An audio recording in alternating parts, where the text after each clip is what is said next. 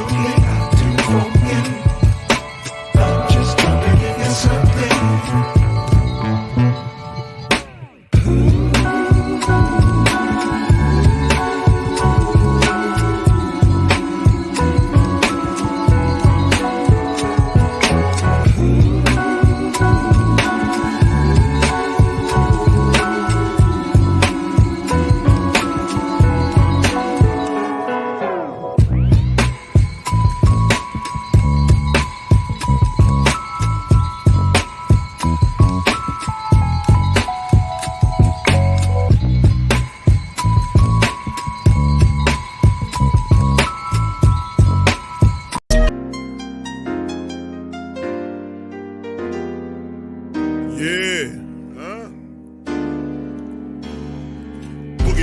I'm a who that. I'm a who that. Long as I'm living, I'm a who that. Lose or winning, I'm a who that. Sports coma, yeah, this is where we do that. Where we do that, where we do that, where we do that, where we do that, where we do that. Boogie like this, and I'm a who that. I'm a who that. Sports coma, this is where we do that. Where we do that. Welcome, welcome, welcome. Somebody please better help. Running this thing like Elf. I thank God every day I'm not a felt. Go to YouTube Live with Big Q and the guys. If you ain't ride or die, the bandwagon get flipped. Been marching in, that was way for the ring. I was yelling out your shame for the championship. Bucking on town, duck down. Falcons pluck, get shut down. Panthers ain't much touchdown. The vision really belong to us now. So much hate on the Saints, you could probably tell. Ever since Bounty Gate hit the NFL, when things seem fishy and you probably smell the crooked referees or Roger Goodell. Yeah, money like this and I'm a who that. Every day I'm living, I'm a who that. Lose or winning, I'm a who that. It's the sports coma, this is where we do that. Where we do that, where we do that, where we do that, where we do that, where we do that. Boogie like this and I'm a who that. It's the sports coma, this is where we do that. You're listening to the Sports Coma with Big Q and the guys on the PRO Media Network.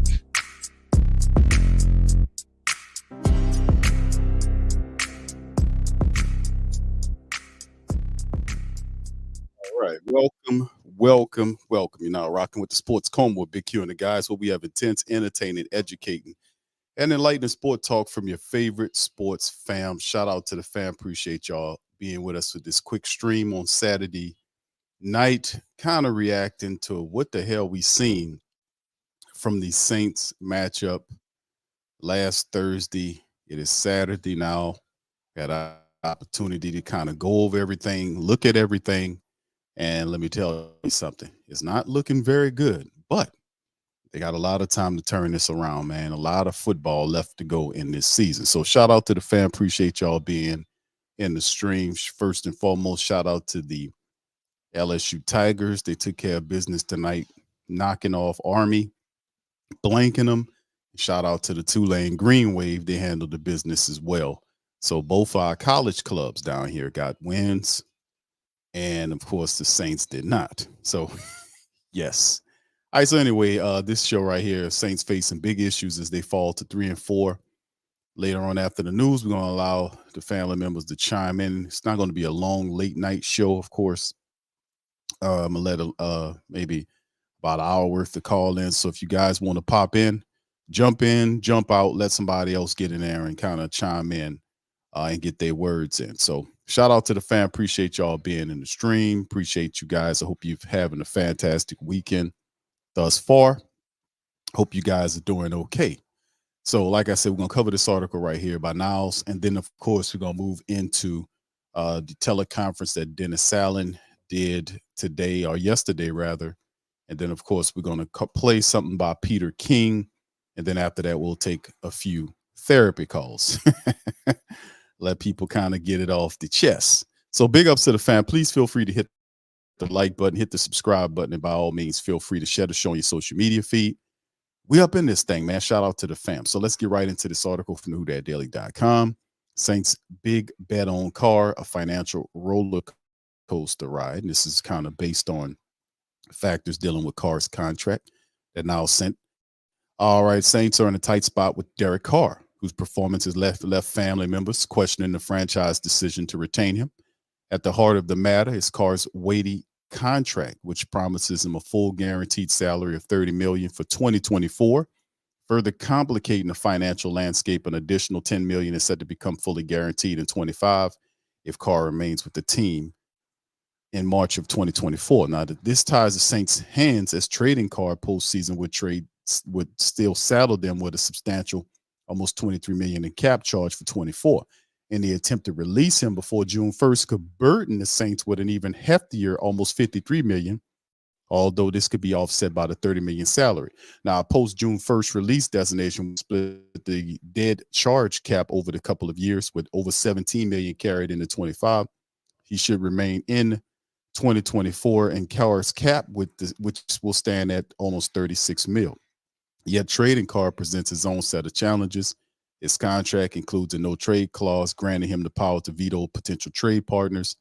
This stipulation complicates matters, as if the Saints found an interested party, Carr could easily decline if the destination isn't to his liking. And why would any team finalize such a trade if the quarterback isn't vested? Saints therefore face a challenging decision after the 23 season. Releasing Carr prematurely could severely disrupt the financial plans for 24 and 25. And it's a stark contrast to the situation the Raiders found themselves in back in 22. Despite the inking a widely publicized 3-year, $121.5 million contract with Carr, the Raiders had an exit strategy after just 1 year, which they promptly exercised. So it kind of left us on the hook right there. But the reality is, as we see it, I don't, in just my perspective on the matter, and I'm going to say this, and my family members can say what they're going to say. And I'm going to show you this article right here from Sports Skeeter. And I was looking around to see if I can uncover any details about Dennis Allen's salary. And I don't know where these people got it from because it's still unofficial. But I'll show you what they're saying his contract is worth. Now, this is not validated, but I'll show you that in a second. But my thought process on the Carr deal is the Saints are stuck with Carr. That's what the thumbnail says. You're stuck with him. You're stuck with him. And when you bring him in here, you understand that after 1 year, they're not going to get rid of him after 1 year. They're going to try to sell you on a second year with him and Dennis Allen. That was the game plan. Like last year was a lot of pressure to get rid of Dennis Allen, because a lot of people felt Dennis Allen wasn't head coach material. He had lacked certain attributes that head coaches that are successful have. And that's quite evident with the team's recent string of losing against 9 playoff teams that we don't consider, I ain't going to say on Saints level, because the Saints ain't showing no level right now. So, but what's really interesting about the whole dynamic is Carr's not going anywhere right now. Okay. We're just looking at the money and what the litigious stuff behind it is, the paperwork behind it. Not going anywhere right now. You're not going nowhere right now. You know, just to keep it real with you, neither is Dennis Allen. I'm just going to keep it real with you. The Saints are going to do everything they can. Remember, and let me just say it like, remember last year when the pressure was on the Saints so hot and heavy last year from the 7-10 season, they were supposed to do press conferences at the end of the year. Did they do those press conferences? No, they did not. They ran. And then when Mickey Loomis and them finally came back to the press conference, he said, and we got this all on tape. We're just recorded on these shows. It's all it's all archived on the shows. That's why I play a lot of it, because a lot of that stuff disappears later on. But on here, he said that he was upset himself and had to take some time to chill. Now, of course, between that time frame, he played golf and did all of the little stuff right there. But no, if you was upset, you'd have done something. If you was upset, you would have done something. Everybody knew that this was not the good hire, and everybody knew why you hired Dennis Allen, because Sean Payton told you to. That's the long and short of it, as they say. That was the long and short. That's the only reason why we got Dennis Allen, because nobody else was interested in hiring him. Nobody else even took the time to offer him an invitation for a head coaching job. I still don't know how he beat out Doug Peterson, who has a championship ring, who came in here and kicked you in between the washing machine and the dryer, as they say. So we understand, man, that these people get blindsided by they make bad decisions because they're too damn close to the pitcher. And that's the problem at times. But everybody in mind knew that Dennis Allen wasn't a good choice. But the Saints delved in and dug in even deeper and said, okay, what else do you need? Last year was an aberration. You went back from 9-7 to 7-10. Saints are currently 3-4 right now. Prior to the season, what you need? Well, we need health to be an issue. Saints have relatively been healthy in terms of the skill set players. They struggle with some offensive line issues, but still could have won games. You see them went and got the quarterback that he drafted. Put him there. Several coaches they've added that have had success. But like I said, when the offense struggling, and it's not just a harmony type state where they're competing and, doing this, the Saints irresponsibly took 3 quarters before they tried to win the game in the last quarter. They had 9 points in 3 quarters and then tried to put a bunch of points together in the fourth quarter to win the game. What sparked the offense, the 2-minute, doing the 2-minute offense? That's something I was saying previous. It's not hard. If your offense is struggling, you need to to get the tempo up, jump into the 2-minute offense, and let it create a spark. Also said, before even looking at any film, that Derek Carr standing up there and he's not going through his progressions. Everything is rushed and he's dumping it down. You look at the statistics and you see how often he's dumping it down. That's a clear sign that he's not cycling through his progressions responsibly, because you can't tell me as many times as you're dumping it down that there's not a better option upfield. He's not seeing it because he's rushing through his progressions because he's not comfortable. Like I said, he needs to calm down and make the throw. So, and then there's arguing and fussing between wide receivers who didn't run out routes. And Chris Olave is not known to be a slacking ass wide receiver. Chris Olave didn't do that at Ohio State. And people are stepping up and defending their guy because that's a bad mark. You don't know wide receiver that's worth his salt. Want somebody to pin on his name that he's a slacker and that he doesn't finish routes like he's supposed to. If Derek Carr was a real leader, Derek Carr wouldn't do this. He wouldn't be bitching and complaining on the sideline about one throw that went or one whatever play that he's seen as a problem. What about all the other bullshit you've been doing out there? How about all the overthrowing and underthrowing? The fact that you're not seeing wide open wide receivers running down the field on plays.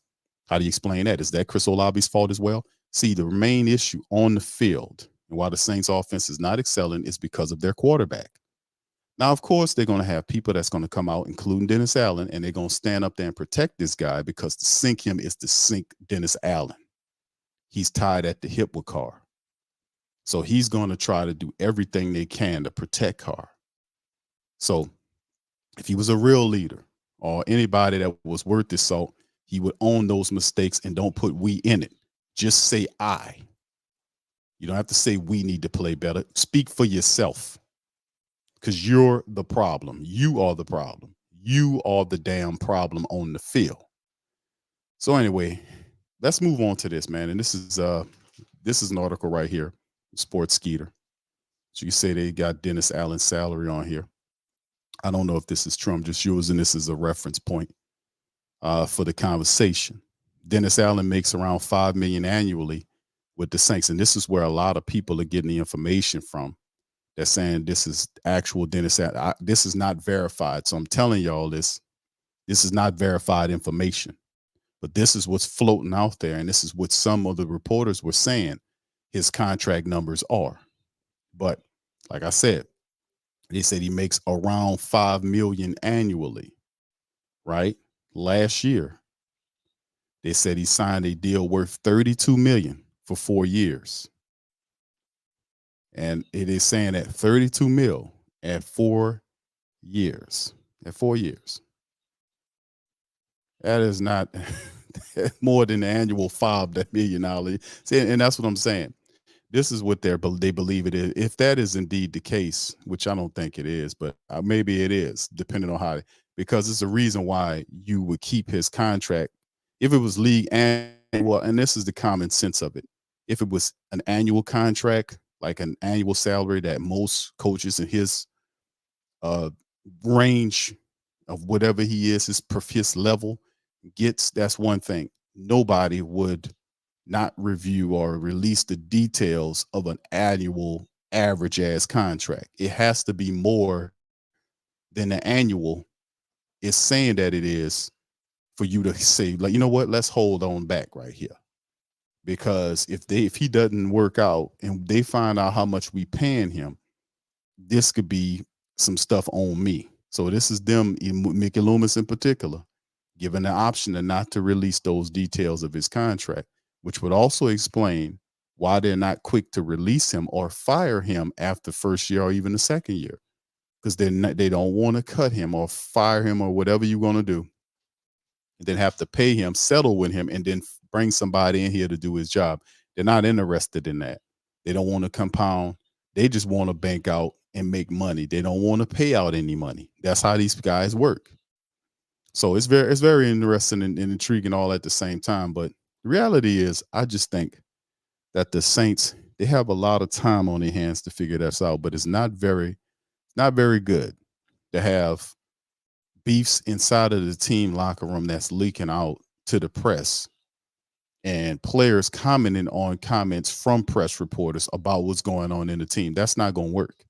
And see, listen, history repeats itself. This was a similar situation, similar, not exactly the same than what the whole scandal that happened with Jameis Winston, when Jameis was complaining about not getting an opportunity to play and said Dennis Allen lied to him. Well, what happened to Jameis for the rest of the year when he was healthy after he came back from the injury and wasn't on the injury list anymore?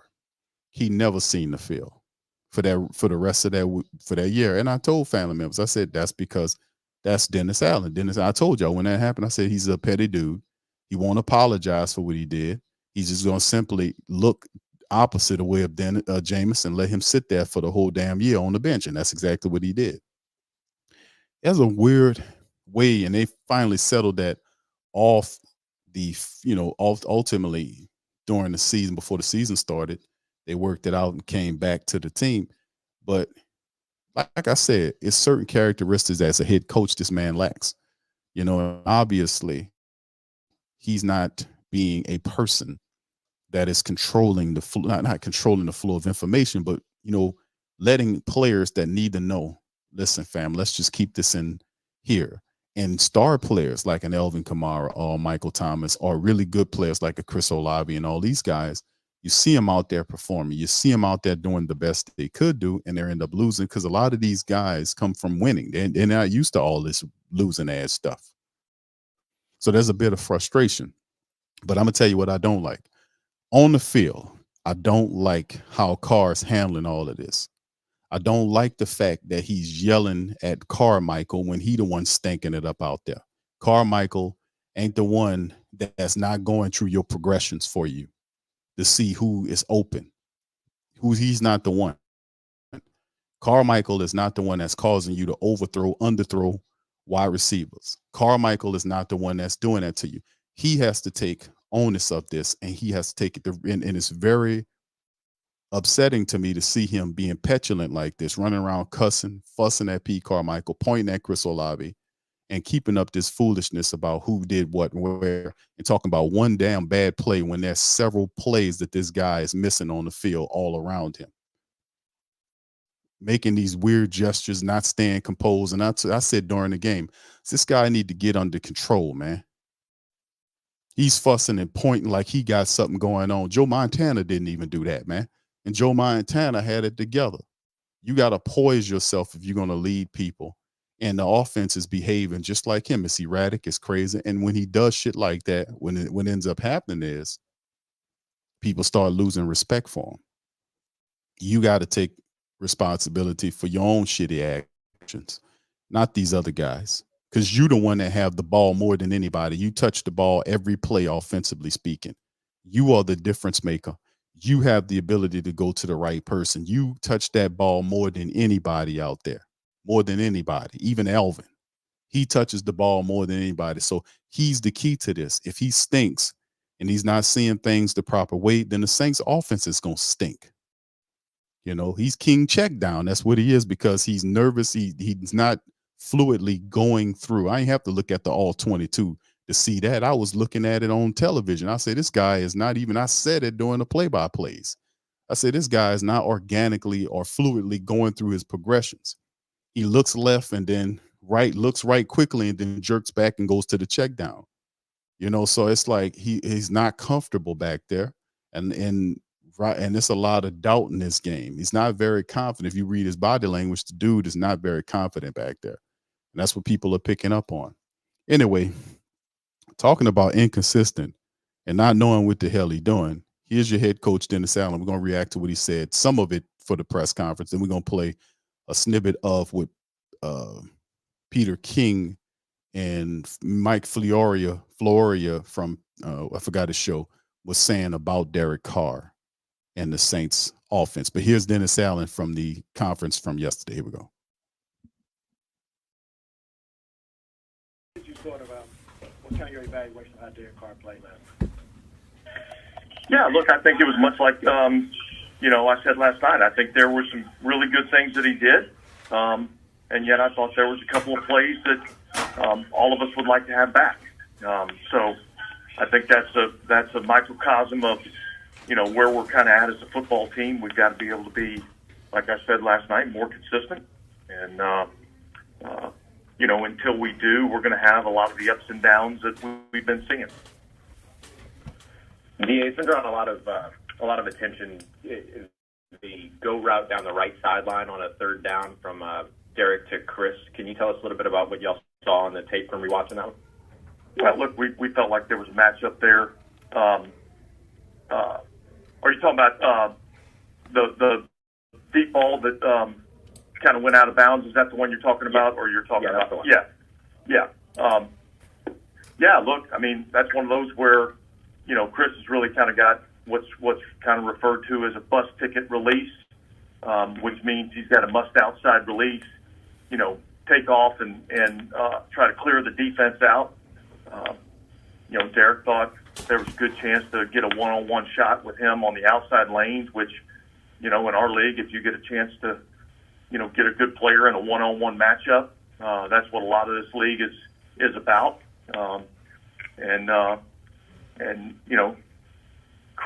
Chris didn't, he didn't run that route the way that it needs to be run. So that's what happened. So we end up having a throwaway there. All right. So what about the rest of them, though? We're not going to sit here and be misdirected and pushed into one throw on interaction of him acting like he was petulant, pointing down the field, fussing. He didn't run the route correctly. What about the rest of them? What about all the rest of the funky drives that he operated and ran into the mud? Can we discuss those? What about all the other stuff, the overthrows, the underthrows, the missed opportunities when guys are running free and clear down there? Could we talk about those? See, this guy's going to protect Carr because he's tied to the hip with Carr. He wanted Carr here. He did everything he could to run at Carr. So ultimately what's going to end up happening is he's going to sink and swim with Carr because he's tied to him. This is what it is. So people know what time it is. All right. Shout out to you, Brent. Thank you, sir, for the Cash App. Thank you, sir. Let me read your Cash App here. He says, Brent, he says, for somebody who do need a bus ticket. There you go.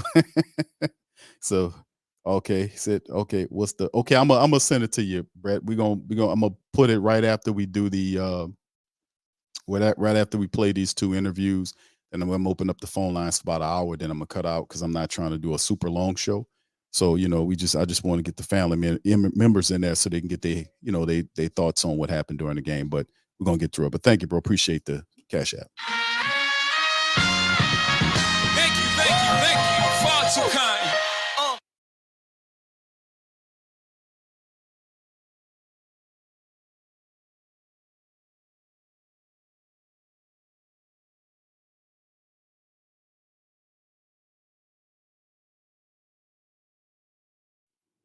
All right, hold on, fam. Let me get it. There we go. I know a lot of attention has gone to some effort things and things like that and Chris has come up a couple of times in that, but so certainly not just with him. But how are those things that you approach and try to clean up on a daily basis? Yeah, well, look, I just was talking to Joe Woods just a minute ago, talking about some of those things from a defensive standpoint. So I think all of those things are things that, like I said last night, we get an opportunity to kind of reset just a little bit. And I think those are all things that have to be addressed, over this little kind of, call it mini bye. And those are things that need to get cleaned up, because if they don't get cleaned up, we're going to continue to get the same results. Would you say the decision to not start Trevor Penning is 100% performance-based, or is there some other component to that decision? No, I think a couple of things. Look, I think some of it is performance-based. Some of it is, I think, when you have a young player and they have some struggles, what you don't want is them to continue to struggle and lose that confidence. And so I think it's an opportunity for him to kind of, like I said before, get a chance to see the game from a different perspective, and then get a chance to get into practice and work to improve, and yet, maybe not have all the pressure of having to go out and perform on game day. And so that's kind of where we're at with Trevor. Dennis, will you follow the exact same schedule that you followed on mini buys in the past, or will you guys spend more time kind of reviewing and working on fixes and being in the offices than usual? Yeah, I think we're gonna be. I'm out of pocket for a personal reason, and so there's going to be a lot of work that's going to be done, and yet it won't be all in the office. And how much do you think you guys will consider significant changes to how you're doing things, who's doing them, all that kind of stuff while you have this reset period? Yeah, I think that's all stuff that needs to be evaluated. So I wouldn't say that we've made any decisions on that at this point, and yet I wouldn't say that we've ruled anything out at this point. So I think we'll just we'll take some time here over the next couple of days and kind of look where we're at. Offense, defense, kicking game. What do we need to do better? How do we need to do better? I think we've identified some challenges. All right, but it's not about identifying the challenges. It's about finding the solutions to those challenges. So that's what we've got to work on. That's what we've got to get accomplished.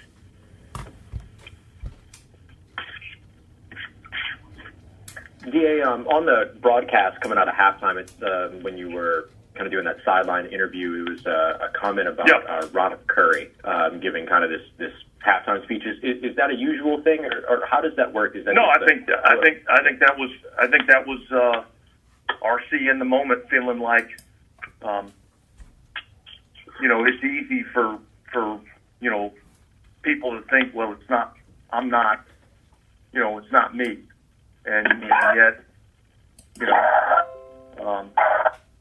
RC stepped up and said, you know what? Yeah, all of us. It's all of us. So step up and do your job. And so it was good.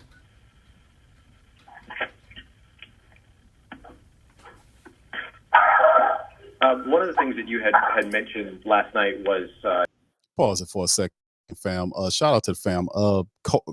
Quarterbacks, just to make mention of it. Remember, the Saints attempted to get Deshaun Watson. They went all out for Watson. And that was last year they tried to get Watson. Watson ultimately, got bought out by Cleveland, sold to go to Cleveland for the money. And really, I don't think he was serious about the Saints, to be honest with you, because while he was holding the Saints offer, he was secretly behind the scenes communicating with Atlanta to get Atlanta to bring certain people to their team. Then he would join the team. He was trying to use the Saints as leverage to go back to Atlanta. So I don't think Deshaun Watson ever was a serious candidate in his mind to the Saints. The second year under Dennis Allen, he made it a point to go out and get. He went hell bent. He tried to trade for him at the end of the year. Carr turned him down, with the move. He wanted to get the money. And see, this is and the thing about it is when you bring a guy like that in here, with this team was already a very good team. They're not a bottom dwelling team. They had talent here. Elvin Kamara, Michael Thomas, Chris Olave, Rashid Shaheed. They had talent here already, Juwan Johnson. These guys were already very good. They just needed somebody to be competent, just to be able to deliver the ball on time, lead the huddle. And that was something that we was missing last year due to injury to our quarterback room. So Carr was supposed to be the guy to come in here and help out. We're 3-4.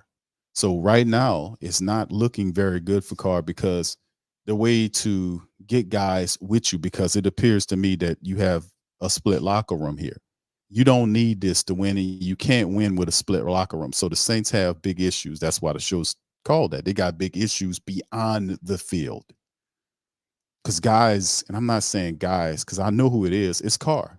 It's one guy needs to take responsibility for poor throws and being a petulant child out there fussing and complaining when he making more mistakes than anybody. He's not owning it, because it's and see, that's going to be a teardown, because the pressure, you cannot get away from the pressure of $150 million contract over 4 years to this guy. And this, what you getting in your first year through 7 games, is a guy that don't want to claim total responsibility for what's going on. Don't talk about them in there. You speak for your own self. If you want to talk about people respecting you, you have to speak for yourself. Me personally, a question was asked from one of the family members, which quarterback that I would prefer. I can't even see that right now, bro, to be honest with you. And I can't even see that. I just want a competent quarterback that has a clock in his head, that feels the pocket, that understands when the pocket collapses, that he can't stand in there and get sacked on, that he has to be able to step up and deliver an accurate ball. If he needs to put some air underneath the ball to float it to one of our receivers, that he should do it, that he can do it. If he sees an opening in front of him, that he takes off and pick up 5 yards or 10 yards because nobody's spying for him, something like that. To be comfortable enough to be able to cycle through the progressions, because the way he playing, he don't believe in the offensive line in front of him. And that's why I was saying the Saints need to take the ball out of his hands, because they're not going to bench him. And we have a lot of time between now and the Colts game to be able to figure out what changes. But all I hear is the same rhetoric that I've been hearing over the last several weeks, is that we got to clean it up. Very general stuff that he always says when they have a bad performance, that we got to clean it up. We have to figure out what to do. It's the same stuff. And they said that prior to the 2-game losing streak that we're currently on, we have to clean. It's the same stuff over and over again, which frustrates people, which indicates to people that you don't have any answers, that you don't know what you're doing. So it's very sad, man. But Ronald Curry should be given an opportunity. He's not going to throw Pete Carmichael under the bus. He was supposed to now I don't want him to throw him under the bus, but when somebody's not performing and the offense is suffering, because the offense is dragging the whole team down, is dragging the team down, is dragging the team down. The offense is supposed to be carrying the team, and the offense barely scores touchdowns. It was just like somebody put jet fuel in the offense to force him to do something. It was a million check downs. Elvin did a fantastic job. Michael did a fantastic job. And then, truth be told, he delivered a catchable ball to the left corner end zone to Foster Monroe, who simply dropped it. It was not ideal, but he put 2 hands on it. The man dropped it. If he had to lay out to catch it and drag his feet, whatever, you're getting paid to catch it. That's unexcusable. I have no patience or no tolerance for guys dropping touchdowns. I'm sorry. If you're dropping a first down ball or something, two things that you cannot do. It's a cardinal thing that you shouldn't do. Is drop a touchdown pass that you need to tie a game or to win a game, or dropping a third down where you need it to get you to some new set of downs to keep you in the game. Those are those 2 cardinal things that you cannot do. A drop touchdown in the back of the end zone, which could have tied the game. You can't do that, bro. and the man was beat down and he had to do all that kind of stuff. Yeah, that's a part of the game. You know, you going to drop some. You got plenty of season left, but he got to work his ass off to come back and fix it. But now he's not the only one. It's also Carr. But really and truthfully, say one play did not win the game or lose the game. That's some bullshit, man. That's BS. If he catches the ball right there, the game is tied. We're going to talk about one play to take pressure off of him. No, you cannot make them take away the accountability. He dropped it. Let him live with it. It'll make him a better person. This man's fought through cancer. You don't think he'll make it through dropping a touchdown ball in the 7th week of the season? This man beat cancer. Of course he can be able to make it through this. It's just a game in his mind, and he's won at the ultimate game. He's still living. He beat a disease, dropping a touchdown ball. He'll make it through it, but you cannot protect him from the school. You can't protect him from those things. Those things supposed to come to make you stronger and better as a person and as a team. So I ain't shielding none of them from no irresponsible, from what they're supposed to be accountable for. Whatever you do, you have consequences for you. You got to live with it. So let's go back to this. Here we go. In kind of the hurry up that, you know, there's a lot of calls being made at the line by Derek. Can you elaborate on kind of what that process is, as best you can, in terms of how those plays are called in those hurry up situations? Yeah, so typically when you get into one of those 2-minute hurry-up situations, there's a smaller menu of plays, and so there's, call it, I won't get into specific numbers, but there's, you know, a number of plays that we can get to, and a lot of times Derek is getting to, based on what he's been seeing, you know, the best play for that look. And at the same time, there's communication coming in for Pete on the sideline. Hey, you know, you might want to get to this, or you might want to get to that. So he's giving him some menu options. And I would say that that's extremely common, you know, in our league for that type of, you know, when you're in those situations and you're going up tempo like that. I think we saw the hurry up really picked up the tempo of the offense and even the productivity of the offense. There's no question. I felt like that was you know, something that you know, jump started the offense a little bit. We kind of got going there, and you know, I think, you know, obviously that's something that, you know, maybe that's something that can benefit us as we, you know, continue to go through this season. There's a lot of time for us to continue to work to get better. I mean, we're 7 games into the season, so we're not even at the halfway point. And yet, you know, we know that we've got to play better. So I thought, coming out of that game, I thought there were some encouraging things in terms of, you know, our ability on offense and things that we can do. I think we saw what we can be offensively. And so I think we got to really evaluate what we're doing in those situations and see how much we can incorporate that in, you know, to a weekly occurrence. And yet, as I said last night, you know, you're not gonna be able to play every game throwing the ball 55 times, or playing every game in a 2-minute offense where you're, you know, throwing the ball every down. That's just not gonna. That doesn't lead to a lot of success in our league over a long period of time. So I think that's something that can be a part of it, and yet I don't think that's something that, you know, kind of becomes who you are going to be on a, you know, play in and play out basis. All right, so let me add this to it, because they got family members that probably don't know or realize that, or maybe people that don't follow the Saints as much as we do. Dennis Allen has a short leash with the Who Dat Nation, and this is not something for this year. This is something that carried on from last year when the team went backwards as opposed to going forward. It went from 9-7 to 7-10, and now you're looking at teams the Saints should beat. We should be able to beat a Green Bay. We should be able to beat a Tampa Bay led by Baker Mayfield. We should be able to beat a young Houston Texan team that played competitively. But a lot of what's going on with Dennis Allen is his own doing. And hell, I didn't do it. I didn't coach the team, and people are saying, Q, it's a lot of football left. But brothers, sisters, this people don't believe in Dennis Allen. You got to give people a reason to believe. They're not going to believe in junk. They're not going to believe in just anything. You got to give them some kind of proof or evidence to make them understand that you know what you're doing. And that's the problem here. The people aren't wrong here. I've never listened in a long time since me been doing this show for a decade. I've never seen the family members and the media lined up in a line like this. They all are in point on code with each other, saying y'all are right, and they all in the straight line with the team. I've not seen that before. Even last year and years before, there'll be like a line or several of them that'll be saying, oh, we need this, that, and the third, and this.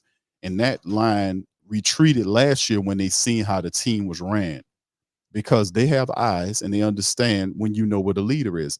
They know what a leader is. Everybody know what a leader is. You know what a competent leader is, and people that know what they're doing, that's poised, to have a game plan. You can see it and feel it, to know what's going on, and so on and so forth. You know that. And he has to give the family members a reason to believe. That's just what it is. They're not going to believe in junk and lies to be let down week after week. No, enough is enough on that. So he has to show and prove, and stop saying the same stuff over and over, because that's indicating that you don't have any answers if you're saying the same regurgitated commentary every week that you lose games that you should have won. It's just crazy, man. But I just wanted to throw that in there with him. And I'm going to play a little bit of this, then I'm going to jump to what Peter Kingdom was saying about it. Here we go. So if you find something in a hurry up like that, there are elements of that are transferable to a standard tempo that you feel you can replicate. Is that right? Or does that only apply to the hurry up situation? Well, yeah. I mean, there's some things that can apply to that. I think also one of the things that you see when you go fast, offensively, it limits what you can do, and yet I also think it limits a little bit in terms of what the defense can do. Sometimes you don't see as many, exotic looks and things of that nature. So, but I think that's a balance, in your offense where you can incorporate some of that, and yet not be that way all the time. Thank you. Dennis, what is your impression of where Chris Olave is at in his development? Since that one play was obviously heavily scrutinized, but a few things have been scrutinized with him from the outside looking in, I guess. Yeah, look, I think there's a lot of good things that I see him doing, and I would say I keep coming back to this. I just think it's the inconsistency with which we are operating. There's obvious, shots of guys that are doing it right, and when they do, it looks really good. It's efficient. It's effective. And then there's plays where, it's not efficient and effective, and it's not being done exactly the way that we need it to be done. And so that's what has to be cleaned up. Is it unusual to see this happening in a player's second year, or were there elements of this that had to be managed during his rookie? I think not when you're dealing with young players. I mean, I think you do see inconsistency, and I think that's something that we have to continue to work on. I think that's something that he has to continue to work on, and a lot of our guys have to continue to work on. I don't think you need to pinpoint Chris Olave like that. Maybe he should kind of delve in on his quarterback. Go to your quarterback and talk to him and use the same energy toward that quarterback. And everybody know, even people that are novice to the game understand and know that Carr has a major issue here. He touches the ball more than anybody. Because you could talk about Chris Olave till you're blue in the face, but he's not the only one the ball's getting sailed over his head or just running routes and not getting the ball. He's not the only one, that you see that happening to. So, I mean, I want to see that same energy, that same intensity when you talk about your quarterback, because I really do think, like I said, and I watched the film, I see what time it is, I know what's going on here, and a lot of it's tied to him. And maybe, just maybe, a lot of times when people don't believe in a quarterback, you see that. But I'm telling you, this type of talk causes splits in locker rooms because you need to focus all that on your quarterback. He heads the offense on the field. He needs to be the person you pay attention to. Anyway, let's get beyond him for a second. We're going to go to our next person. And this is, I'm going to play a little bit. This is Peter King and Mike Fioria. They're talking about the Derek Carr situation. Let's hear what they had to say, and then we'll move on to taking calls. Here we go. Experiment between Josh McDaniels and Derek Carr. And lo and behold, that's why they benched him after 15 games. They needed him to be healthy so they could cut him right after the Super Bowl. If he wasn't healthy, they wouldn't have been able to cut him, and they would have been stuck with $40 million additional in full guarantees. That's why it was Jarrett Stidham time. That's why he disappeared. He was upset, etc. Now, Peter, we pivot to what the Saints did after he finally became available. The Saints are stuck. Now, they don't have to play him, but they're stuck through 2024, $70 million over 2 years minimum. And there's guarantees that go into the third year that they would have to hope that someone will sign him and they'll get an offset, another $10 million. So they made a real commitment. They didn't do a one-year experiment, even though it very much feels like an experiment, as you said earlier. They're stuck financially. Doesn't mean they have to play him. Doesn't mean they can't draft somebody or go with someone else. But financially, they're in a tough spot. Unless they could trade him in the offseason, I don't know who you trade that contract to when you look at the film that he's generating. And there's nothing wrong with saying a guy is kind of as good as he's ever going to be. I say it about Kirk Cousins. Like, after how many years does a guy have to play before that's where he is? He's got his plateau. He's who he is. He'll win some games. He'll lose some games. He'll make some throws. He'll make some mistakes. He'll show up sometimes, and sometimes he won't. And every team needs a starting quarterback, and there aren't 32 franchise quarterbacks. And there are middle of the pack, lower of the pack guys, and Derek Carr has been a fringe top 20 guy in my mind for a long time. Now, sometimes his numbers will put him fringe top 10, but compiling numbers is one thing. Compiling wins, showing up in big spots is another. And it's something that, frankly, and with all due respect, and he can't block me on Twitter because he already has, he just hasn't shown up on a sufficiently regular basis. Peter, if he was capable of it, he'd still be the quarterback of the Raiders. I mean, it's Mike, I was in Henderson, Nevada last year in July at the start of training camp, and Josh McDaniels allowed me to sit in on a post-practice meeting with Derek Carr. And what they were doing is, because Derek Carr was kind of the coach on the field, because it was a new offense for everybody, they were just going through some of the questions and some of the nuances of the offense. It took about a half hour. They did it every day after practice. And I mean, I said, man, these guys are totally on the same page. They have a clear understanding, and McDaniels was empowering Derek Carr to go in and to say X, Y, and Z to his tight end or to his running back about how to run a specific route and how precise to make this cut and all this stuff. And so I walked away from there and say, man, this is going to be a good marriage. And I think that what happens when things don't go well as a team, it probably is on both sides. I think clearly it's on both sides. But I do think that there was a higher degree of optimism in Derek Carr's ability to, process information very quickly, to make the throw absolutely on time, and to be able to run a precision offense, kind of the way Tom Brady ran it in New England. And you never had to worry about any of that stuff with Tom Brady. But it appears, watching Derek Carr over the last year and a half, you really have to worry about it with Derek Carr. So, look, again, I'm not trying to, rain on everybody's parade. It's not over for the Saints. Clearly, it's not a great division. And so, I mean, they've got a chance to scratch out some wins and all that. But I'm just saying, this does not appear to be the quarterback you're going to build this team around for the next 5 years. There's another angle that I want to. All right. So that's Peter King, man, talking. It doesn't appear.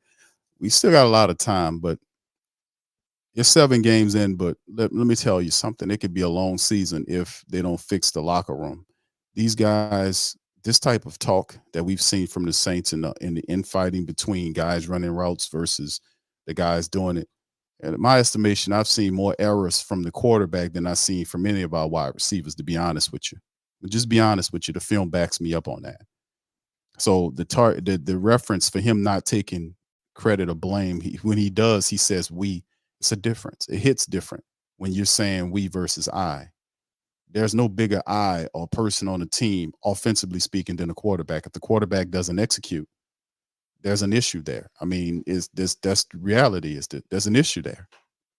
Peter King's looking sadly about it, but I know Mike Florio doesn't like him at all. And Derek Carr is I don't like what he's doing. I don't like the fact that how he's conducting himself, the fussing and complaining and pointing, cussed out Carmichael or, yelled at him, then apologize. You can't be yelling if you yelling and fussing consistently through games and then apologizing, man, that loses weight. You're viewed as a hothead. You're viewed as petulant. You're viewed as a lot of negative things, to be honest with you. So it gets to a point in time when people have to realize, like, okay, we got to turn around and get this stuff together. Whether or not they'll do it, we'll see, man, because it's up to Dennis Allen, man. And to me, Dennis Allen is not a leader. Dennis Allen doesn't have an experience as a winning head coach. He has prior head experience from being a losing head coach and being here with probably his best team that he's ever coached, and took a very good team and made him a 7-win team. Blew several opportunities last year to do things. He could have changed some things around, just set on it. And that's the thing. He doesn't have the vision. And we've now not disparaging the guy, or, casting doubt on him or down on him. I'm speaking facts. He doesn't have the attributes that you're looking for to be able to make these type of changes. He doesn't have the guts to be able to make the changes. The Pete Carmichael thing should have been made. The change should have been made at least at the very simple around the Curry, the change or call plays more to see if the offense would change around him. That hasn't been done yet. Why? Why hasn't that been done yet? And that's what I'm saying. A coach that understands he's still under the mind frame that, hey, man, we 3-4. The season ain't over with. And then he doesn't see the dangers in saying that you're 3-4 when you're not supposed to be 3-4. See, that's the point. I don't care whether or not the NFC South they consider as a bad division, right? It don't matter if you consider that, or the fact that you consider the fact that you're 3-4 and they got plenty of games left. Yeah, they got plenty of games left. Yeah, this is true. But as a head coach, I could say it got plenty of games left. But as a head coach, you tell that to the media, but you can't inside of the building say, hey, man, listen, y'all be cool. We got plenty of games to turn this all around. No, they have to have a certain set of, some urgency in the building to turn this around, because not only are you sub 500 by a game, but you also don't even see he got a split in the locker room, which is something that you can't turn the season around if your locker room is split, if you create division in the unit that you need to have harmony or chemistry there. You can't have the quarterback complaining and bitching at the wide receivers and telling him stuff about him not running routes when that same quarterback throwing the ball all over the place. He missing not just a lobby, but he missing everybody else. He missed Taysom Hill. He throwing over the heads of Mike Thomas. The pass he threw to the defensive back how was Mike was supposed to catch the ball he's supposed to throw it through the body of the defensive back to get the ball. He didn't even give him a chance. Bless you. So, I think it's just awful at the end of the day, but he don't even realize he got a split offensive room, and he can't have that. He can't have that split offensive room. So anyway, with that being said, fam, listen, I'm going to bring in a few guys. Y'all listen, like I said, I'm not going to be here all night. If you want to pop in, the link is pinned to the top of the chat. Pop in, drop your thoughts, and allow somebody else to pop in. Let me hear from you. Tell me what you think about the offense, how you figure it'll turn around, and we'll move on to the next people. So we'll bring in Brother DeWright. How you doing, sir? Welcome on in. How you doing tonight? Hey, what's going on, Q? What's happening, brother? Good, brother. Feel like I'm play-by-play in a funeral, brother. So, but we all good. You know what, Q? I'm disappointed, man. I am very disappointed because I saw things from an optimistic standpoint, and watching the game, man, watching the season play out, I'm really disappointed. I'm looking at Derek Carr, and it's clear to see it. When I say it's clear to see, it's really clear to see that he's really not the answer. There is no way you can give a person this many weapons, man. this many opportunities, and this guy, and I always, I'm not a media type guy. I'm one of those. I'm from Missouri. Show me. But when you get to the red zone, as many times as you get to the red zone, and you can't produce, man, that is. And the first 2 or 3 games, I was like, well, the windows get smaller when you get to the end zone. But it is obvious, bro, that he doesn't have the capabilities to do it. And when you go back and you look at the film, and when you go back and you look at things, you really realize, dude, you got people open. You just have just like writer's block, you have QB block. When you get inside and that window gets smaller, you really have QB block. And it's obvious. Pete Carmichael does the same thing. They say that he's a great game planner. Well, that's good.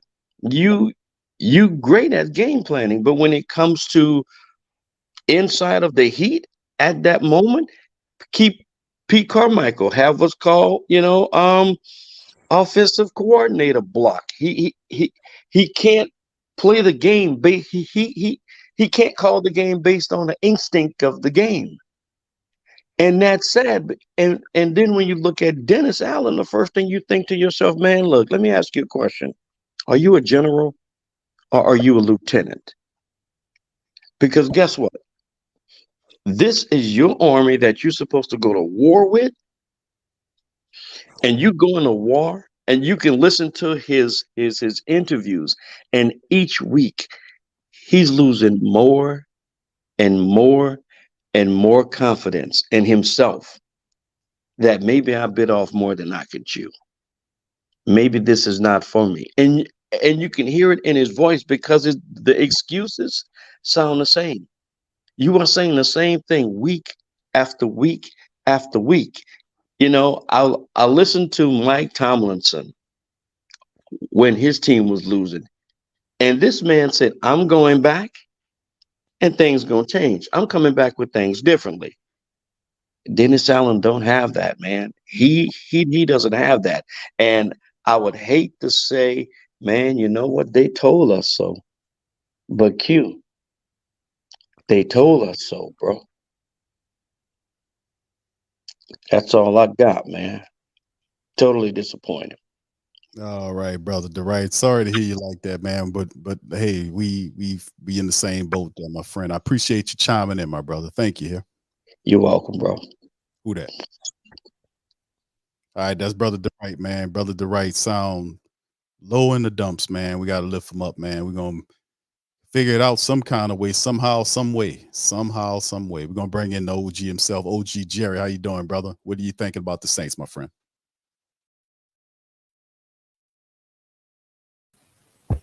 Hey, what's up, Big Q? How you doing, bro? How you been? Doing great. How about you? Oh, brother, dealing with it, man. Dealing with what's going on. What you think about it, OG? What your feelings on it, bro? To tell you the truth, Big Q, after what I saw Thursday night, I'm right there with DeWright. I was really, really not pleased for what I saw. Straight up. And Who Dat Nation, if y'all heard the boos loud and clear from the Who Dat Nation in that dome, y'all know, they know. I don't think we're ready for this, bruh. We are sitting here 3-4, and the next 3 games before the bye week, it's not going to get any easier. Even if Anthony Richardson is out for the year with the Colts, we still might lose. Even though the Chicago Bears is having a bad season with Justin Fields, we might lose that one. Going up to Minnesota to face the Vikings with Kirk Cousins, we might lose up there too. You never know what's gonna happen these next 3 weeks, Q. But I'm telling you right now, it's not gonna get any easier. I'm just gonna come right out the get-go. Until this team finally wake up and show me what they capable of. That part right there. Well, on the real, this team got to get it together. I'm tired of seeing the same thing every week. And Who Dat Nation in the chat, I know y'all see the same thing yourself every week, and it's not going to get any better. I'm telling you right now. Yeah, OG, man, listen, like I said, it's a lot of football left, and it's up to Dennis Allen to kind of make these changes to the offense. And I think eventually pressure will force them to do that because the pressure's high, man. A lot of people don't see that this been going on for, man, this happened since last year. The pressure hadn't subsided, so they're thinking it's like from last year, then it's a cutoff point, and then they get a new leash for this year. We being patient to a fault, but everybody realized that a lot of the losses that occurred was due to the fact that the Saints simply are not playing up to the level that we expect them. This is a very expensive offense. Mickey came out and he talked about exactly doing his thing, talking and asking for patience. We don't want to hear that. We need you to go and tell Dennis Allen to make changes to the offense now. We need that change right now. We can't wait another 2 weeks or so. Like you said, that is definitely something that needs to happen. But go ahead, OG, give me your closing thought, bro, before I move on to the next caller. My closing thoughts, Big Q. It's just my address. I've been hearing people talking about Chris Olave. And I heard it from Bob Rose. I heard it from the Boot Tragedies. I heard it from this guy and that guy. But I'm gonna give you my message to Chris Olave. Now, Chris Olave, if you're listening, hear me out. This is a Saints fan from Mississippi, and we was happy about a year ago when we drafted you, and you had an amazing rookie year last year. This is your second year. But I've been hearing lately that things don't want to go your way. I understand that, but bruh, you gotta stop all this bitching and moaning and play like a real wide receiver. Time out for all that, bruh. We sitting here 3 and 4. You one of the best receivers that we got on this team, and you want to go around here act a damn fool. Come on now, bruh. Wake up. That's all I got. All right. Thank you, OG. Appreciate you as always, my brother. You have a good night here. Thank you. You too, Big Q. Who that? Who that? All right. That's the OG, man. Thank you, OG. Always coming in with the passion. All right. We got Curl, Jasper, and Brother Brent chiming in next. If you want to pop in, family, please feel free to hit. The link is pinned to the top of the chat. Just pop in. Give us a word.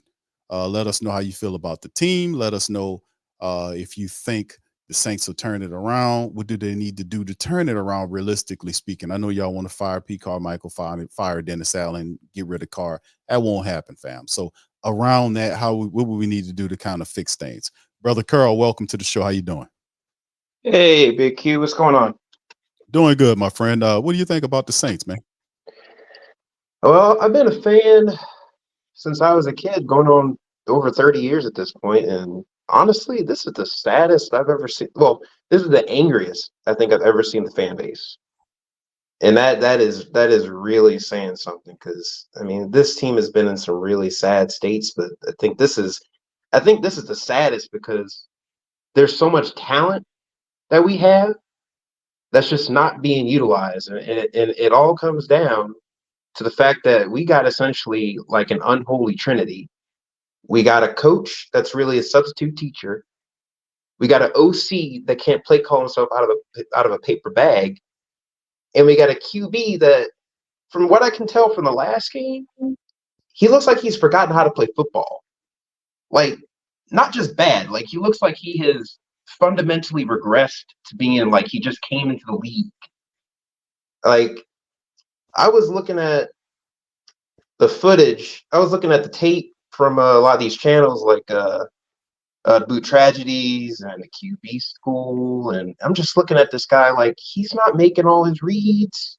He's missing receivers out of wide open.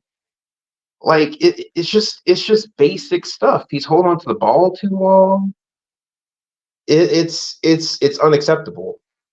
I was really optimistic about this team going in. I didn't agree with the Carr signing, but I was optimistic. I wish we had blown it up, but I was like, you know what? Well, we do have a lot of talent left. Let's see what we can do. And it's blown up in our face. I think that this is going to be a very rough period of time. Because Carr, like you said, Carr and Da, they're joined at the hip. They're going to be defending each other. I guarantee the locker room isn't good. I can almost assume the locker room's not doing good right now. Because I mean, they know the players know what's going on. Like they know that Carr doesn't have any right to be yelling at Olave like he is. Like it's a disaster. There's no other way to put it. Yeah, I agree. I think he doesn't have a right to yell at Pete Carmichael or Chris Olave. I think that's totally you. I mean, these guys they know the system better than he does. So this is the real weird part about it is Carmichael had 20 years in the system. You have Chris Olave's been here the last couple of years, so he knows more about the system. Everybody there knows more, Juwan Johnson, they're all the people that he's relying on, Alvin Kamara and all of them know the system better than him. And how dare he do that, fuss and complain at wide receivers and Olave's no slouch here. He's arguably the best wide receiver we had here. So I mean, I would say he probably, when Michael Thomas getting a little old and coming back from injury, Chris Olave is obviously the best wide out that we have here. So for him to do that is totally not the right move. You can see by the stances when Mike Thomas is backing this guy. You can't fuss at him like that. That's Mike's boy. And also Rashid Shaheed and all that those three guys are close. You need all those guys. And also don't forget Alvin Kamara's facial expressions during this time frame where Jameis was talking to him on the sideline, all this kind of stuff. So I mean, like I said, Kamara said, on social media, for you to mind your business. Hey, but bro, that's in the public's view. If you doing that, do that shit behind in the closed doors somewhere in the locker room where nobody can see. But if you out there, that is for the public to see. They're seeing a team that is struggling like hell, and they can tell they're not blind. They can see the locker room has issues and is disjointed. People fussing, quarterbacks fussing at his coordinator. All this madness is going on, and it's obvious a split here. And Dennis Allen really, to me, doesn't have the ability to bridge the gap, so to speak. But Carl, thank you I'm gonna give you an opportunity to give me a closing comment, bro, on that, and we'll move on to the next caller.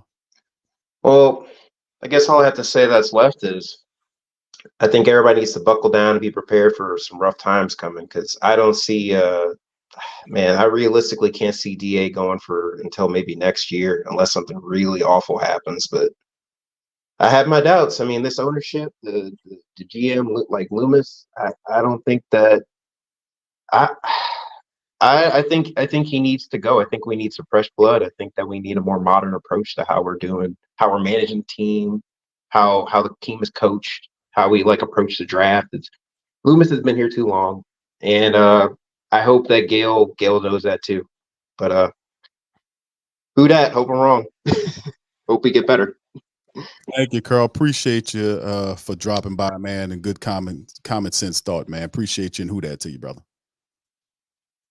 All right, that's brother Carl, man. Appreciate him. All right, Jasper, Brent, Gardner, I see you, Brent, fam, and brother Wallace, man. Y'all hold tight. Here's Jasper.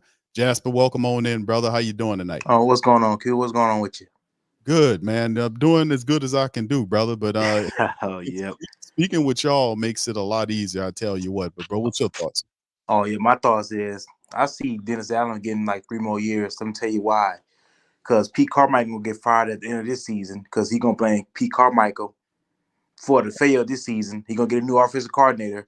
That season gonna fail. Well, this is first year with the new offensive coordinator. They're gonna give him another year.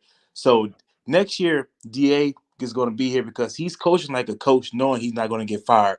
That's why you don't see a sense of urgency with him making changes. That's why you don't see him change his press conference. He already know I'm just gonna recycle the same old stuff. I gotta clean it up.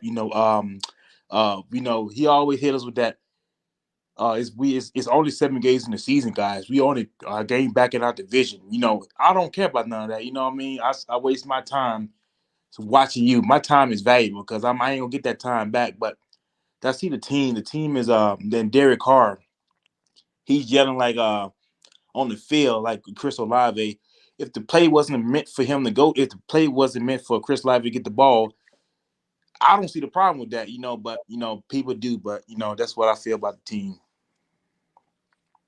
Yeah, I agree, brother. I agree. Something has to change, and definitely has to change. And Carr's approach has to change, and he can't keep apologizing week for week for blowing up at people that know the system better than he do. I hope he knows that. I mean, that's absolutely insane to me that he's fussing at people that knows the system better than he do, and he just got here. He's struggling his tail off. So I mean, you expect these guys to? I mean, it's just ridiculous, man. At the end of the day, but who's going to check them? Who's going to tell them the right stuff? Who grabs responsibility from the offensive room and says, "Look, we got to get this together." Michael Thomas, them are frustrated. Alvin Kamara, all these guys are frustrated. Kamara has said several times during the media pressers that he has to go out and and talk to Carmichael about running the ball. And I'm like, really, this dude is the offense flows through him because it can't flow through the $150 million quarterback you have because, like I said, he doesn't have the offense to do it. I was just saying is I was talking to my wife the other day. I said if Tom Benson was alive right now, what would he have done? He probably I'll ask, what would you think he had done, Q, if he was still alive and this was going on with the team? If he was still alive, Sean Payton would still be here. That's number one. Sean Payton, I believe Sean Payton would still be here if Tom Benson was still alive. So we wouldn't be dealing with Dennis Allen. That's my thought. If he was still alive, I think Sean Payton wouldn't have went anywhere. I think Sean Payton would still be here. The quarterback situation would be a lot different than what it is because Tom Benson being alive changes Sean Payton. It wouldn't be the Sean Payton, the big headed, overconfident Sean Payton that we was getting in toward the back end of those years before he left. It would have been more of an under control Sean Payton because Tom Benson would have checked him. He would question his decisions in terms of what he was doing, and he would have had a better product on on this team. And I promise you, if Tom Benson was still alive, you would have at least another championship ring because Tom Benson not only knew football, but he would challenge Sean Payton's decision making in that building. So that definitely changes everything. That's exactly what we're missing. The team look at Miss Benson as a auntie. Well, she just going to say you got to do better. She's not. I don't think she's the type of owner that is going to go and check DA or check DA to tell him make changes or you're going to get fired. I don't think we have that owner. It started at the top. The owner. It started at the ownership. We could talk about the coaches and everything. The coaches are only going to do what they're allowed to do. They only going to do. They feel like they're going to do what they're able to get away with. If they feel like they could be mediocre and win a few games here and there and keep their job, that's what they're going to do. So it started at the top. Absolutely, Jasper. Thank you for chiming in. Thank you. Appreciate you as always. Who that, brother? All right, that's brother Jasper. Always like to hear from Jasper, man. Shout out to you, Jasper. Shout out to all the family members. Y'all hit the like button if y'all in the stream. Hit the like button. Feel free to smash the like button. Hit the share button. Share the show on your social media feed, and also please like the stream. Help us out. Even though the Saints is thinking, we in here putting in work and we trying to get some therapy going on here. If y'all won't pop on the show like some of the other fantastic callers that we have, the diehards, the link is in the description section below. Okay, here, it's in the chat actually. So, all right, we're gonna bring in Brent. How you doing, Brent? Welcome to the stream, bro. How you feeling? Good, man. Can you hear me all right? Oh yeah, perfectly, my friend. Right, cool, man. Yeah, thank you for the show. I've been tuning in since most of last season, and I live in California now. I'm not back home in the swamps, and it's wonderful to hear the stream every Sunday. And even if I'm tuning into the game, which most of the time I am, I still crank the volume up on the stream versus the TV. So thank you for the logic you spit for us and the Who Dat Nation and what you put into it, man. We appreciate it. Appreciate you, Brent, for my friend. Thank you, man. And what do you think about the black and gold, my friend? What do we need to do here? Jasper just said something about owners and taking ownership, and it kind of makes you, I used to look at Jerry Jones like he was too involved, but maybe that's what we need. Maybe we need some ownership and some owners that are getting a little bit more involved. I don't think that's maybe it is the root of the problem. I don't know that it is, but um, someone else said the other day, we're a 3-4 team, and that's exactly what we are, a 3-4 team. So our record shows who we are, and that's what we've made, and I think that's it. I mean, here we are, we're beating our heads against the wall. We're wanting Derek Carr to be smarter than what he is. We want him to be more intelligent than who he is. He is who he is. I don't know. We can all improve and change, no matter how old or young we are. I believe that, but you have to want to. You have to expect it. And you listen to Da, you listen to Carr, you listen to them speak, and what do they expect? I think they're doing what they expect. I don't think they really expect. I think Carr, he shows some passion through anger, but to be a winner and to overcome challenges, you need to be solution oriented, not focusing so much on a problem that you just explode. You're not coming up with an alternative and adapting and overcoming the situations. Just throwing his hands up, throwing a little crybaby party instead of coming up with a solution. What's the solution again? A cleaning solution, from DA, and um, DA talking about how the season's, we're not even halfway into the season yet. Well, we're close. We're very close to halfway. And what do they expect? I just don't hear passion from them. Like you said, they sound too vanilla. I agree with that. Man, what's it going to equal? What's it going to equal? They're not talking about big changes. And I mean, just changes in play calls and execution. They talk about cleaning up a little bit or doing what we're going to keep on doing, what we've been doing, you know?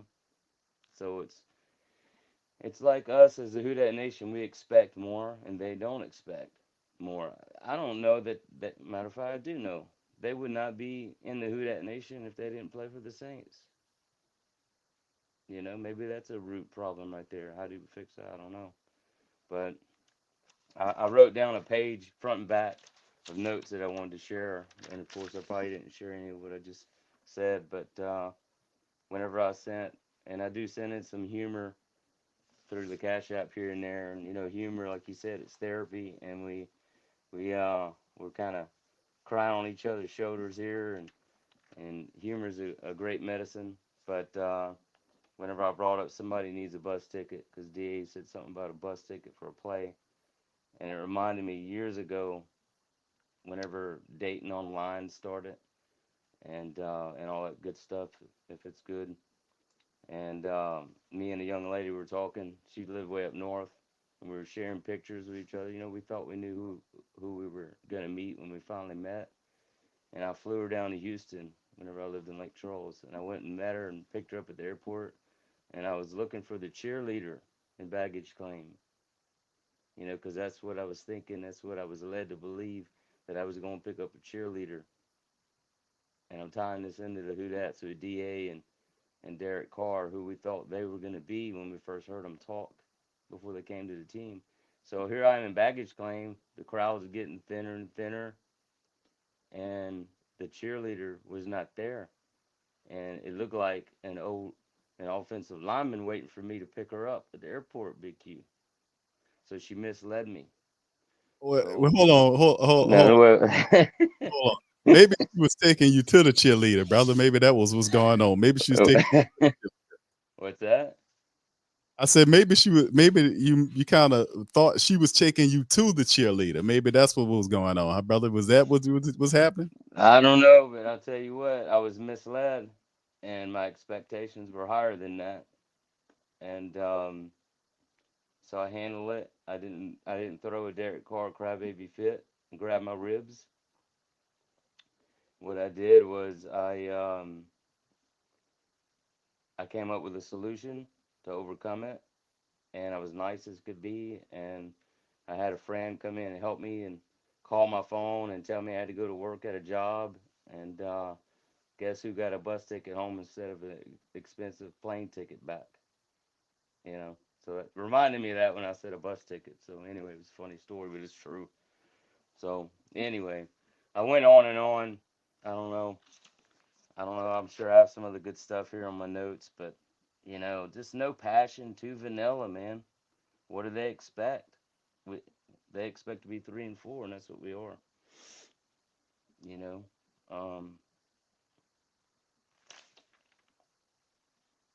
they need to bench Carr. You know, even if we don't play him, maybe that's a sign. Maybe use him as an example. Bench him. Even if he's getting the big money, doesn't mean that you get to play. If you're not playing right or up to expectations, then you don't play. Just because you got paid a lot doesn't mean you get to win twice. Sit down. You know, I would hope that these competitors love the sport enough that they would consider that as some kind of a lesson learned. But that does remind me of something that I really wanted to say. I heard Carr the other day say after the game, he was either asked about the booze or he brought it up. And he said, "Don't forget, I was a Raider and I played in Arrowhead Stadium against the Chiefs. So I know what it's like to handle those boos." But think about what he's saying. He was playing at home getting booed. Not at Arrowhead Stadium getting booed. He was at home, and he said it doesn't bother him and he don't care. And he said he doesn't play for man or man's approval. Well, this is a spectator sport. In the Who Dat Nation, we are men and women of the Who Dat Nation. And we expect, full effort. Not I'm not playing for you and I don't care. That's not good. That's a bad attitude.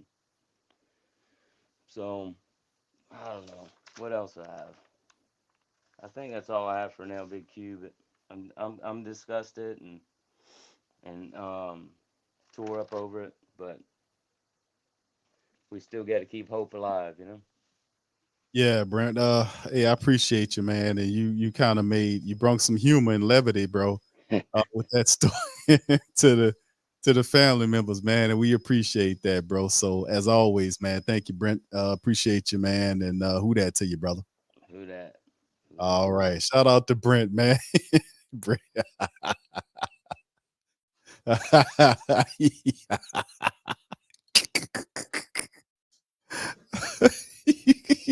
Hey, bro, come on now, dog.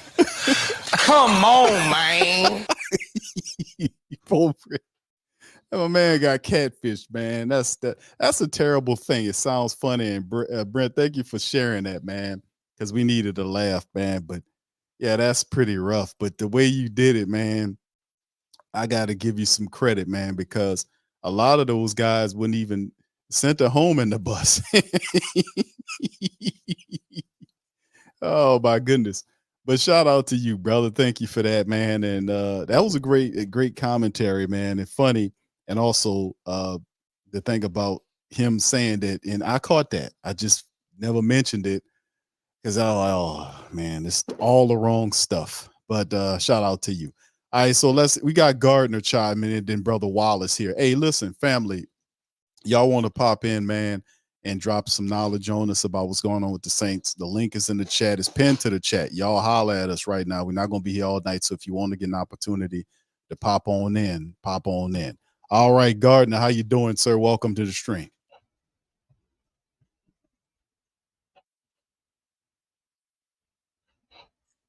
Hey man, thank you for having me here. I hope y'all can understand me and hear me.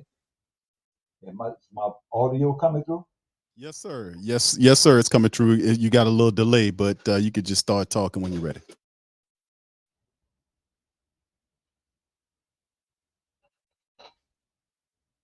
Yeah, I'm always on a delay, man. I like to say I'm old school, man. I'm born in 1959, so I've been a Saints fan uh since 1967 when it started.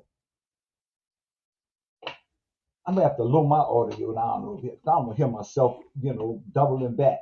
But yeah, I've been with the Saints you could say practically all my life, man. And I went through the years, man, from the late '60s to '70s, the '80s, the '90s, man. The Saints have always been a roller coaster, a letdown, and a joke, you know. And first of all, I would like to say the first thing we should do is change their name from the Saints, man. Do y'all know what a saint is? People pray to the Saints.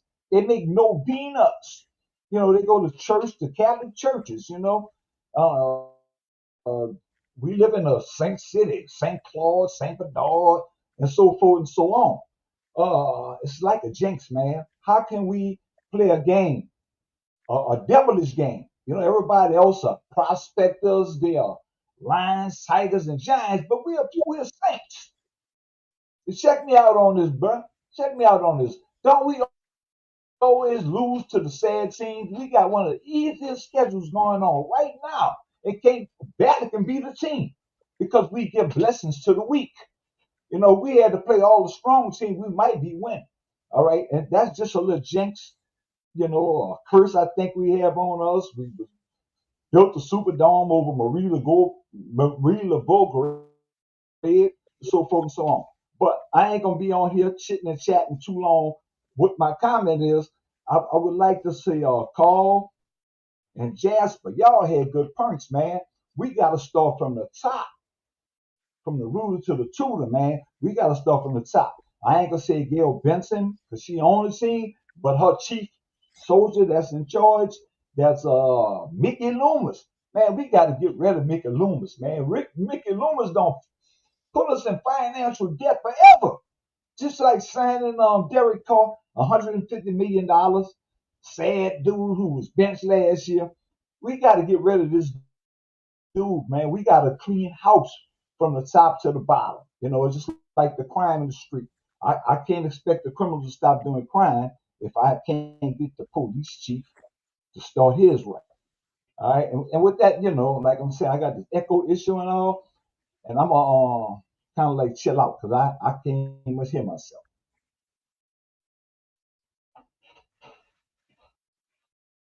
All right. Thank you. Appreciate you guarding on that, man. We got you loud and clear, bro. Appreciate you dropping some knowledge on us about that.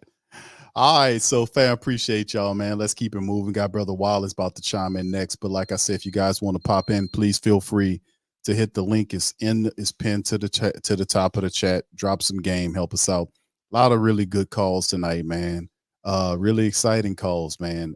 Really good educating calls and a couple of humorous ones as well. All right, so shout out to y'all, man. All right, Brother Wallace, welcome on in, bro. How you doing tonight? Hey, what's up, Big Q? How you doing, big brother? Doing good, my brother. Just talking to the fam. My friend, what are your thoughts on the Saints, bro? Oh, well, let me tell you, everybody frustrated, everybody talking, and you know, this and that, start from the top. You know, all that's true and all that, you know, I'm down with all that. But I think, bro, what the team need to do, like Alvin Kamara, Jordan, you know, all the captains, the leaders, just the whole team need to sit down with each other, just the players, you know, and talk with Derek Carr and ask him, hey, man, do you really want to be here, bro, with us? You know, what you going through? Because you're going through something, man. Something ain't right. Is you either hurt or your mind, you're not there mentally, or what's going on? Because it's easy to throw pitch and catch, bro, and you're not doing that at all. Well, man, you got all this talent, bro, and you're throwing the ball over the guy's head. You're throwing it to their foot. You is the problem. I know Dennis Allen is not no coach to get on his players and do the right thing and Pete Carmichael. Yes, he been calling plays, bro, when Sean Payton was there, but even though Sean Payton was calling them himself. And Carl Pete Michael is not that talent to do that in situations as the players going on the field, you know? But I'm looking over all of that. I'm looking over Miss Tom Benson. I'm looking over your boy who you be messing over with, Mickey Loomis. I'm looking over all of that, bro. It's Derek Carr. The team need to sit down with him, bro. Because I think if the team was to tell them what's on their mind, sit down and say, look, man, we don't like this losing. You're gonna have to tighten up and do better what you're doing, bro. Look at Alvin Kamara. Look at Michael Thomas. When you throwing the ball, if the play going to Chris Olave and he's covered, well, take a look around. before you just throw the ball so goddamn fast when the dude is covered. He is the problem. If they sit down and talk with each other, bro, sometimes you got to talk with each other to get your problem through, right, Q? You got to sit down and talk, man. Do they have this? Can they sit down and tell each other what's on their mind? Can they have that discussion like that? I think they can, Brother Wallace, but the issue is can they? I think what we missing above anything is leadership here, because we can get to the bottom. Ain't gonna do it, man. He ain't gonna show that leadership over his team. I don't know what's wrong with him with that, bro. How can he do this defensive coordinator? Don't he have to get on him? His defense, if they mess up a play, well, now you over the whole team. So therefore, you got to get over your whole team. Now you got to get on them. So I'm trying to look at another way to go at this, because nobody on top is gonna do nothing about it. So the players got to step in, man. You mean to tell me if them players, like your boy, what's his name was the dude defense for the Ravens, Ray Lewis. You tell me if Ray Lewis was playing, he wouldn't go talk to that dude and be like, man, sit down, man, because your boy almost did on the sideline when he was hollering that little Chris Olave. You just got here. You don't deserve to fuss at nobody because you is messing up. You throw that ball over that little dude head out of bounds. How you gonna fuss at him, man? Somebody need to sit down and fuss at his ass, because I don't think he want to be here. Either he hurt or he don't want to be here. And this is his last stop is with the Saints. After this, he's out the door, because I think he's washed up. At first, I believed in him. I liked the move they did, bro. We was all excited. This shit is going downhill with that dude, man. But is there a chance? Yes, there is a chance. Because there's a second chance in life for everybody. I think if they sit his butt down and talk to him, bro, he might play better. We might start winning this game. Because ain't nothing wrong with our team, man. It's the quarterback. Yes, it's the coaching. Yes, it's all of that. But right now, I think each other can get themselves together to just sit down and talk about it, Q. Yeah, and I've said this before in previous streams. I said I'm not really mad at Dennis Allen. He said, well, how can you not be? I said, because I know who Dennis Allen is, and right. I can't be mad at somebody who don't have what you want them to have. That's why you're supposed to ferret out and do your research and figure out what kind of coach you need to operate a team. And then you go for Sean Payton, and Sean Payton wasn't perfect, but Sean Payton had certain attributes, obviously, that Dennis Allen doesn't have as a head coach. There's certain that's not supposed to ever be head coaches, and he's one of those people. He simply doesn't have the necessary skill set to be a successful head coach at any level. And we've seen this, and we continue to see this now, where you have all of these people here, and they're underperforming. He doesn't have the attributes, and I've said that. The Derek Carr thing was all Derek Carr needed to be was just be regular. You didn't need to be a superstar. You just needed somebody that was just basically a person that didn't make a lot of mistakes and that would throw a decent ball to the wide receivers, hand the ball over to our fantastic running backs and our special skill set players, and try your best not to have too many turnovers or errors. We didn't need no come here and not take responsibility for things that he's doing, because when he talks about himself, he says I, then quickly changes it to we. That's right. And I'm saying, him. And I said, no, you don't need to do that. Stop saying we and speak for yourself. Speak for yourself. Speak for the fact that how you performing out here. And no, you don't have the right to fuss at Chris Olave or Michael Thomas or Rashid Shaheed or anybody else on the team that been here longer than you, that know the offense better than you do. No, you don't have the right to do that. So I mean, like I said, there's in order to change it around, somebody has to take a leadership role in the offense, because, and I'm talking about on the field and really off the field, and that'll translate on the field and direct where it needs to go. Is that Ronald Curry? I don't know who it is, but they're gonna have to figure it out. And Pete Carmichael gonna continue to run it until Dennis Allen says we need to pull him up out of here and maybe give Ronald Curry an opportunity. It's kind of strange to me that he hadn't already said Ronald Curry is going to be calling plays for this game. Get him ready right now while we got a long week. But And that'll look so good on his part if he was to say something like that. You know, show Derek Carr, hey man, I would bench you if you keep playing like this, because it don't make no sense, Q, that we losing these games with these teams, bro. Man, we messed up when we got Derek Carr, bro. I think we would have had a better chance, a better record if we would have kept Red Rifle. Or just let Jameis Winston play. So goddamn simple. We losing. You don't know what might happen with playing with Jameis Winston, bro. With all of these games under his belt right now, man, we might be 7-0 like we thought we was, a 6-1. You dig? But that's what we messed up at when we got Derek Carr, bro. He's not a quarterback. I'm thinking he's washed up, bro. And he's a crybaby. When he fucks up, he want to put it on somebody else. Excuse me for cursing on your show, big bro.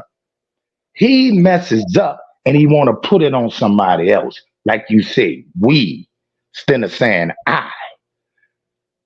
Another But thing. go ahead on, Big Q. I'm going to sit back and relax, my brother, and listen to you, because I'm tired of being mad. Ain't no sense of being mad no more, bro, till they get that dude out of here or sit him down and bust this shit wide open and say Derek Carr is the problem. Shame him. Maybe he'll play better. All right. Thank you, Brother Wallace. Appreciate you. Who that to you, bro? Yeah, you're right, big brother. All right. That's Brother Wallace, the OG in the building, man. We got Brother Ricky and Saints Productions coming up next. Just to be fair, Carr is dealing with several injuries right now. He's dealing with a bum, I ain't gonna say a bum shoulder, but he's dealing with an AC sprain to his shoulder, his throwing shoulder. He's also dealing with some type of issue to his rib area. The guy smacked him on the ribs the other game, and he bent over like somebody shot him or something. I don't know. But and is this affecting his play, him throwing the ball down the field? I think it has a degree of that.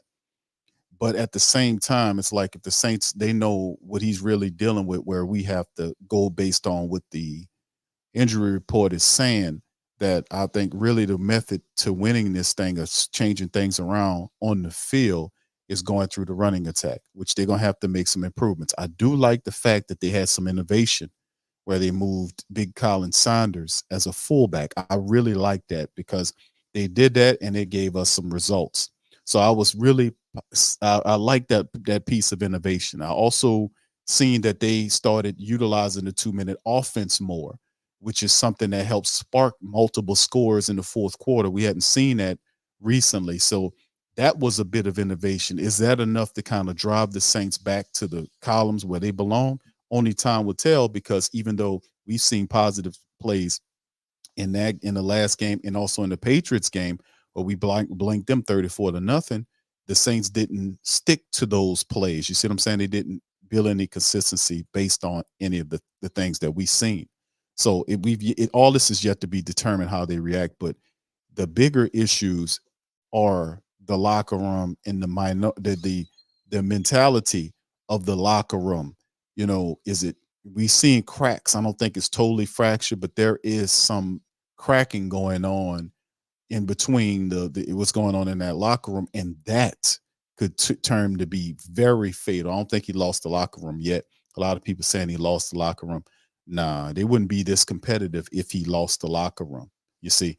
But at the end of the day, I think that is something that needs to be addressed, and that needs to be addressed very soon for them to start putting wins together. All right, we're going to bring in Ricky, then Saints Productions. If y'all won't pop in, please feel free to hit the link. It's pinned to the chat.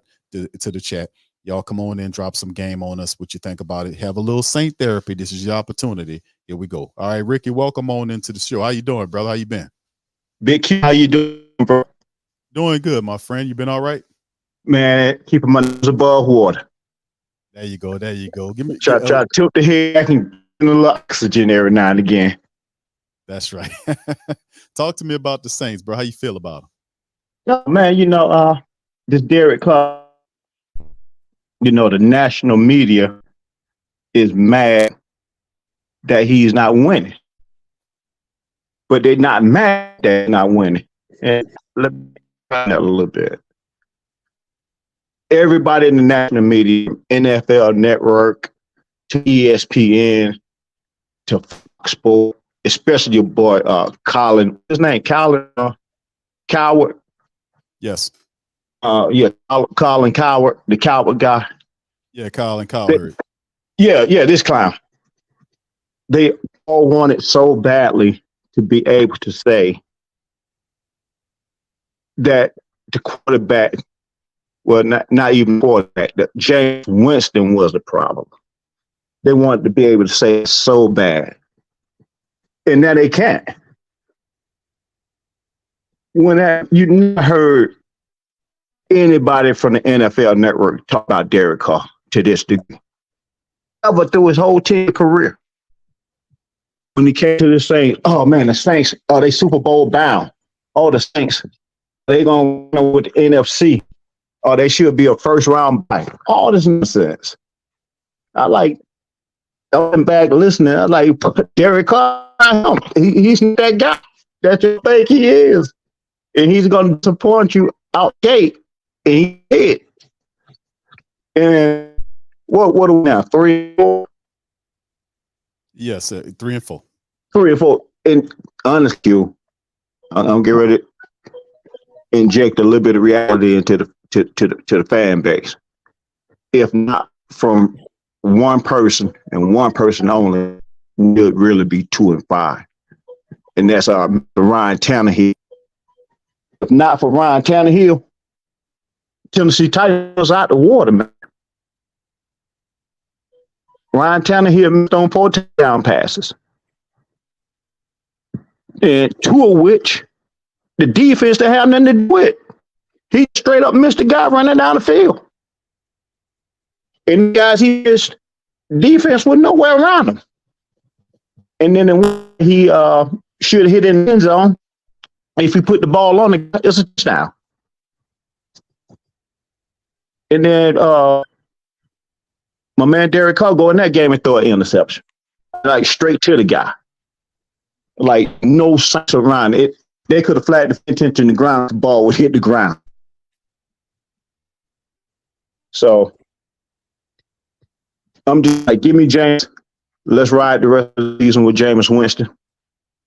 And I guarantee you, we'll do a heck of a lot better than what we're doing now. And don't forget, when James first opportunity to start, he didn't go to training camp as the QB1. He had to go through and battle with Taysom Hill. So time away from camp with the one guys battling with Taysom Hill. And then they got into the game. His number receiver is not even the number 1 receiver. I mean, not even the number 3 receiver on any other team in the league. Who was doing now? Marquez Callaway. Where is he now? Was Sean in Denver? Oh, is he? Yes, he is. Oh, and that's another point, man. I'm glad you brought that up. You know, Dennis Allen and all these guys, every quarterback that they come to New Orleans, all of them suck. From Derek Carr, Russell Wilson, to Deshaun Watson. Just think, we got a $300 million easily. If we would have went out and got one of the 2 quarterbacks. So yeah, man, these mess up. But I don't know what it is with Jameis Winston, but they hate this dude. They absolutely hate this guy. And my last point, Q, and I'm gonna wrap it up.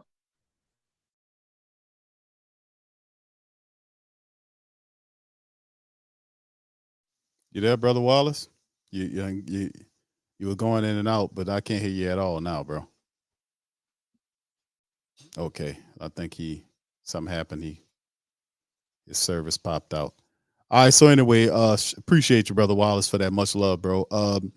Shout out to the fam. Y'all hit the like button for me. In the stream, we're doing a little Saints You don't need your insurance card. We got cheap Saints therapy here for the family members to kind of get it off their chest. So we got Saints Productions coming in, and Barbara. Shout out to y'all. Appreciate y'all. Y'all hit the like button. Also, feel free to pop in and you can share your thoughts as well. Saints Production, welcome to the show. How you doing, fam? Oh, hey, Big Q. I've been a fan for a long time now. It's about maybe last year. So Appreciate you chiming in, my brother. What do you think about what's going on with the Saints, my friend?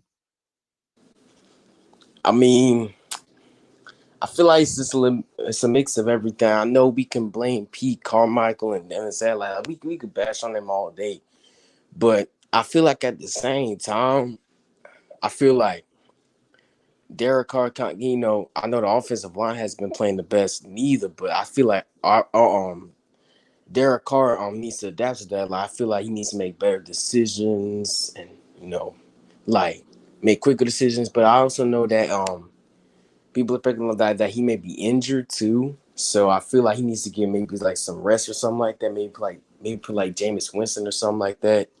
To kind of compensate for that. It's just a whole bunch of things that is not on the same page. I know we've been seeing flashes though, like what that other guy was saying, the 2-minute offense, or what you were saying. Feel like that has been working, but it's lack of consistency. So it's a whole bunch of different things too with that.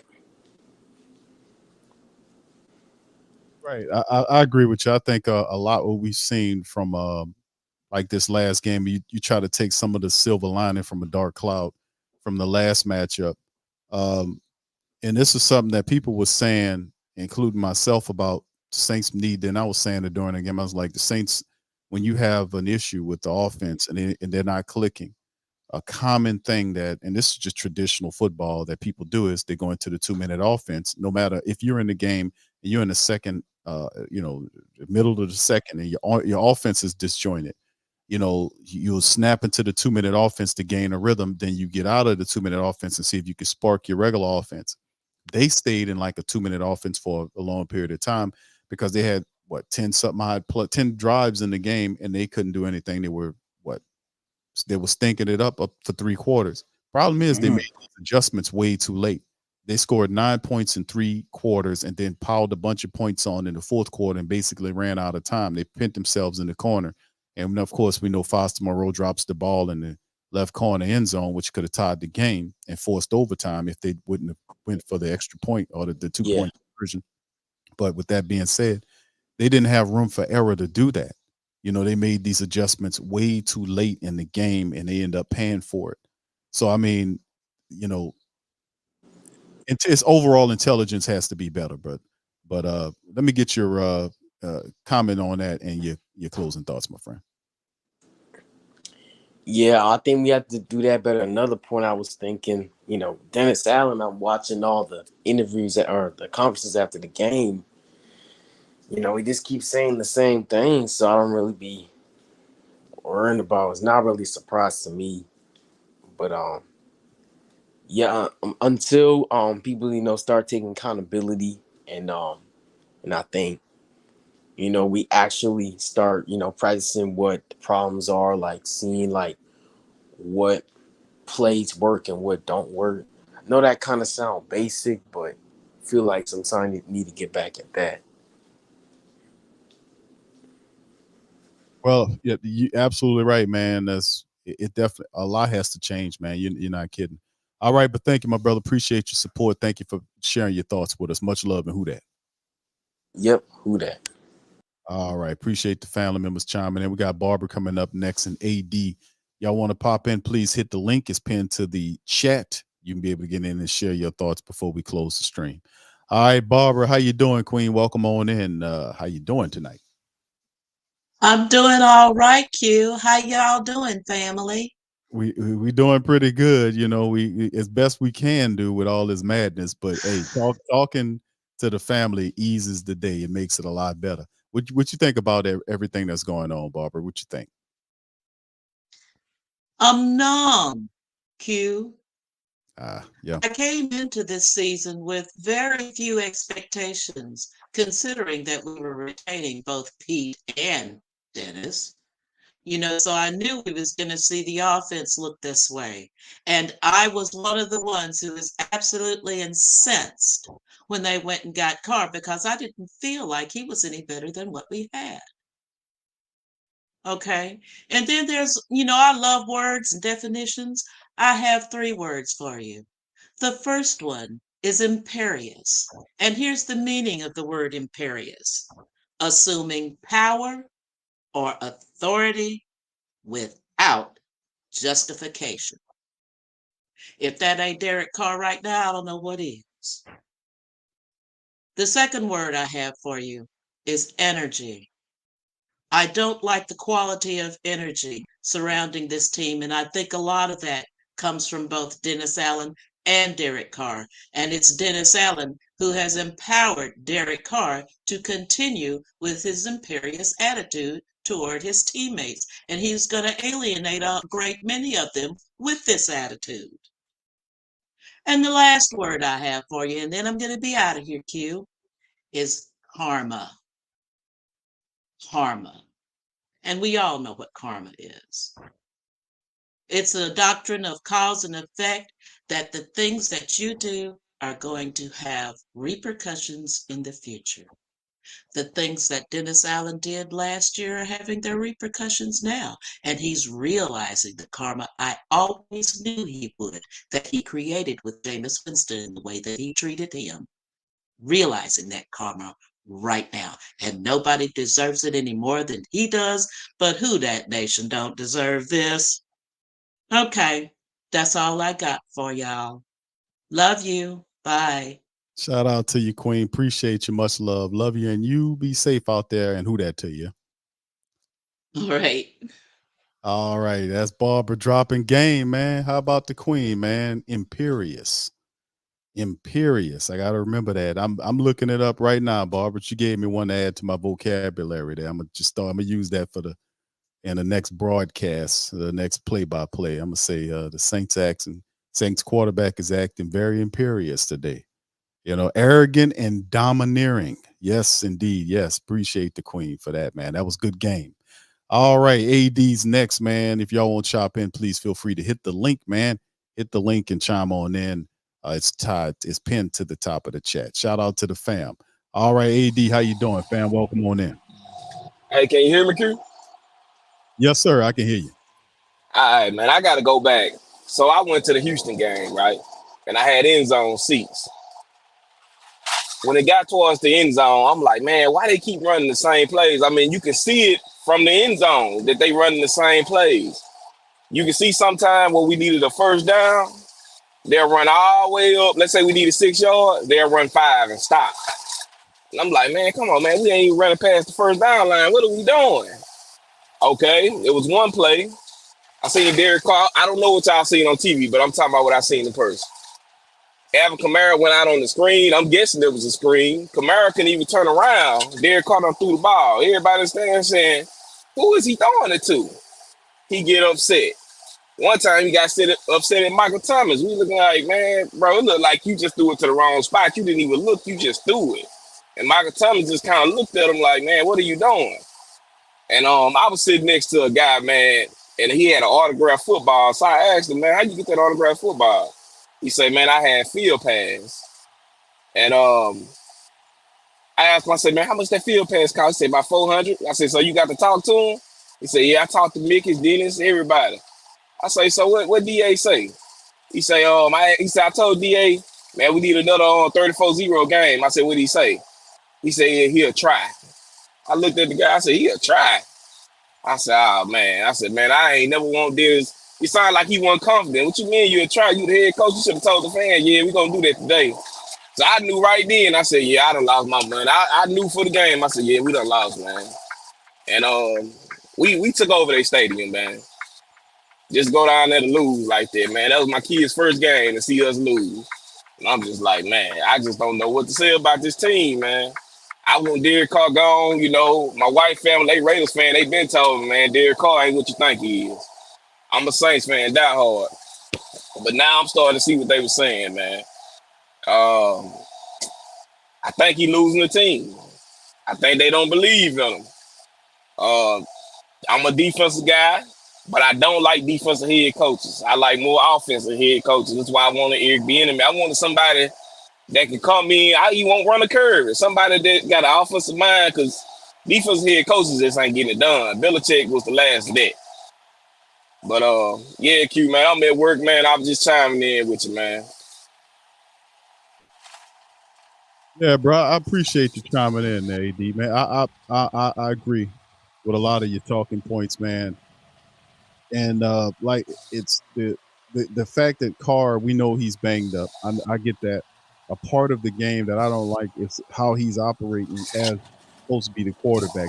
He got the C on his chest, and he's trying to act like that those players are with the Saints joining him when he was with the Raiders, and that just doesn't make any sense to me. He don't need to have that type of mentality. He needs to be learning from all those guys and doing it that way. Did you see when he threw it? Did you see when he threw the pass short and then grabbed his groin? I'm like, come on now. And then to me, I think they scared to put James in, because if you put James in and he shows out, it makes DA look bad. Derek Carr scared he gonna lose the spot. And it's kind of like, man, we all know James got did wrong. We all know it. You know, whether you like it or not, you know he got did wrong. And man, I'm through with Derek Carr, man. I'm a Saints fan. They hate me to say it, but I'm just like, I want to lose out. I won't run a Curry to take over, but if he takes over and he start doing good, that makes DA look better, and that's give them another reason to keep DA around. I don't want DA here at all, man. I'm just being honest. All right. Well, bro, I appreciate you chiming in, AD, man. You be good at work, my brother. Be safe. And much love to you, Who Dat. All right, take it easy, man. Peace. All right, that's brother AD chiming in, man, at work, man. Working mad. That's a tough one when you got to work mad. All right, so that and that's the big point, and we see that we see all the disjoint stuff, the dysfunctional behavior that's happening in the Saints offense. A lot of it's around the quarterback. Yeah, I did see the Michael Thomas thing. I've also watched the behavior or the body language of Michael Thomas when Carr tried to throw the ball to him in the end zone toward the sideline, and Carr put no touch on it. He threw it basically in the back of the head of the defensive back. And Michael Thomas just like, man, what I'm supposed to do with that? He just walked off. He didn't. You can see it. But Mike he's a professional. He knows how not to demonstrate frustration if the ball's not placed. He's just gonna do what he's doing, then turn and walk to the sideline. He handles it a lot better than our younger guys. Like you'll see a Chris Olave a couple of games ago on the sideline crying, with the towel over his head. Or Chris Olave, what he's doing, he's frustrated, visibly frustrated. So, they don't handle it quite as smoothly as Michael Thomas does, or even an Elvin Kamara does, and even Elvin would let it said. He was saying it throughout the media about how the offense look. He's not holding anything back. So, it's going to be interesting to see how they fix this, if they can fix this. But I'm gonna just tell you the truth, and I'm not trying to disparage your thought process on the season. All I'm saying is you can't win with a crunched up or a separated locker room, especially on the offensive side, when we need the offense to step up and make plays to handle business for us. You can't win if they're not together. We can't win if Derek Carr fussing and pointing and acting petulant to his skill set receivers and then apologizing every game for what he's doing every game. It loses meaning. They'll start to not trust him, and he will basically undermine his own captain ability, or his captain, whatever they gave him. He's going to undermine himself. The only way for him to get out of that is to stop doing that reckless behavior that he's doing, where he's fussing and pointing on the field to receivers and fussing at Pete Carmichael, because he did it a couple of times already, and then apologizes after. That loses meaning if you keep doing that. He can't do that anymore. He has to stop that behavior, and he has to stop pretending like he knows what he's doing when we know he don't. You need to rely on his guys around him to teach him the game. even though you're the quarterback that's $150 million, you coming into a team that's already has its parts, that's already has the weapons and the people that know what they're doing. You not nobody's savior. You're here to do a job, and that's to make sure you keep the trains rolling on time. Make sure the passes are where they're supposed to be. Turn around, hand the ball off properly. Keep your damn mouth shut. Collect a check. We don't need a superstar quarterback here. We need a regular guy to do his job, keep everything together, and deliver the throws on time, and don't turn the ball over. That's what we need. The Saints don't need a savior, and Derek Carr is nobody's savior. He can't even save himself. So in the end, man, this is the kind of stuff that has to happen. Can the players do it? I don't think the players can do it. That's what the coaches are for. You need somebody with the ability to be able to galvanize the offense together and iron out all the wrinkles and do what needs to be done. The fact of the matter, they're taking so long to make the call to change it up where Curry is operating offense is telling. The fact that we keep hearing press conferences from Dennis Allen when he keeps saying the same thing is telling. Everybody witnesses and recognizes that, and they're not going to play with you on that. So with that being said, fam, what are y'all thoughts on that? I appreciate everybody for chiming in. I thank y'all for chiming in today. Listen, man, we had a lot of great calls tonight, by the way. Shout out to Barbara. I don't want to spotlight nobody, but Barbara really dropped some good game with the with the Imperious commentary and she said the karma, all that was spot on. Shout out to her. Shout out to Brent dropping some really good game about his dating story. That was really good because that made people laugh. We need a little levity. Shout out to all the rest of the family members, Jasper, Wallace, Saints production, all of them, everybody, AD. Great commentary from everybody tonight, dropping some game about the Saints, man. It's very frustrating to witness this going on. I'm going to be honest with you, it's very frustrating. But this is the thing we have to remember. In my opinion, and I agree with some of the family members that saying this, Dennis Allen is not going anywhere unless the Saints lose every last game they got and don't win nothing else for the rest of the year, right? Some tell me he gonna win just enough games to keep you from getting a top 10 first round draft pick. He gonna win just enough games to keep you from getting a top 10 first round pick, and enough games so he doesn't get canned. This is, that's like he did last year. It's a 7 and 10 thing. He gonna win just enough to not get canned. And even though that's what they're shooting for. And listen, like I said, I'm not mad at Dennis Allen because I know what he isn't. He isn't a guy that's going to take you anywhere. The team will have to win from an offensive standpoint. They have to have a dominant personality on the offensive side to be able to guide the Saints where they need to be. He doesn't know what's going on over there. And he's not forcing Carr. He's letting Carmichael and them figure it out. And basically what he's doing is he'll save himself by firing Carmichael. And Carmichael didn't want it anyway. And if they do let him go, he's just gonna run out there to Denver and go be with Sean Payton. That's what Carmichael gonna do. Go out there and help Sean Payton with his Waffle House menus and all that kind of crap. So I mean, in the end, the Saints have to fix this, man. They have to fix this right away. And you say, well, Q, what's the solution? From my understanding of it, people saying put Jameis in there, that's not gonna happen. I'm gonna tell you why. Money is a big part of this. You can't put Jameis in there and bench Carr now unless, and I'm going to say this first and then I'm going to say it unless second, they can't bench Derek Carr right now because it's a ridiculous amount of money that the Saints are investing in Derek Carr to be the quarterback of the team.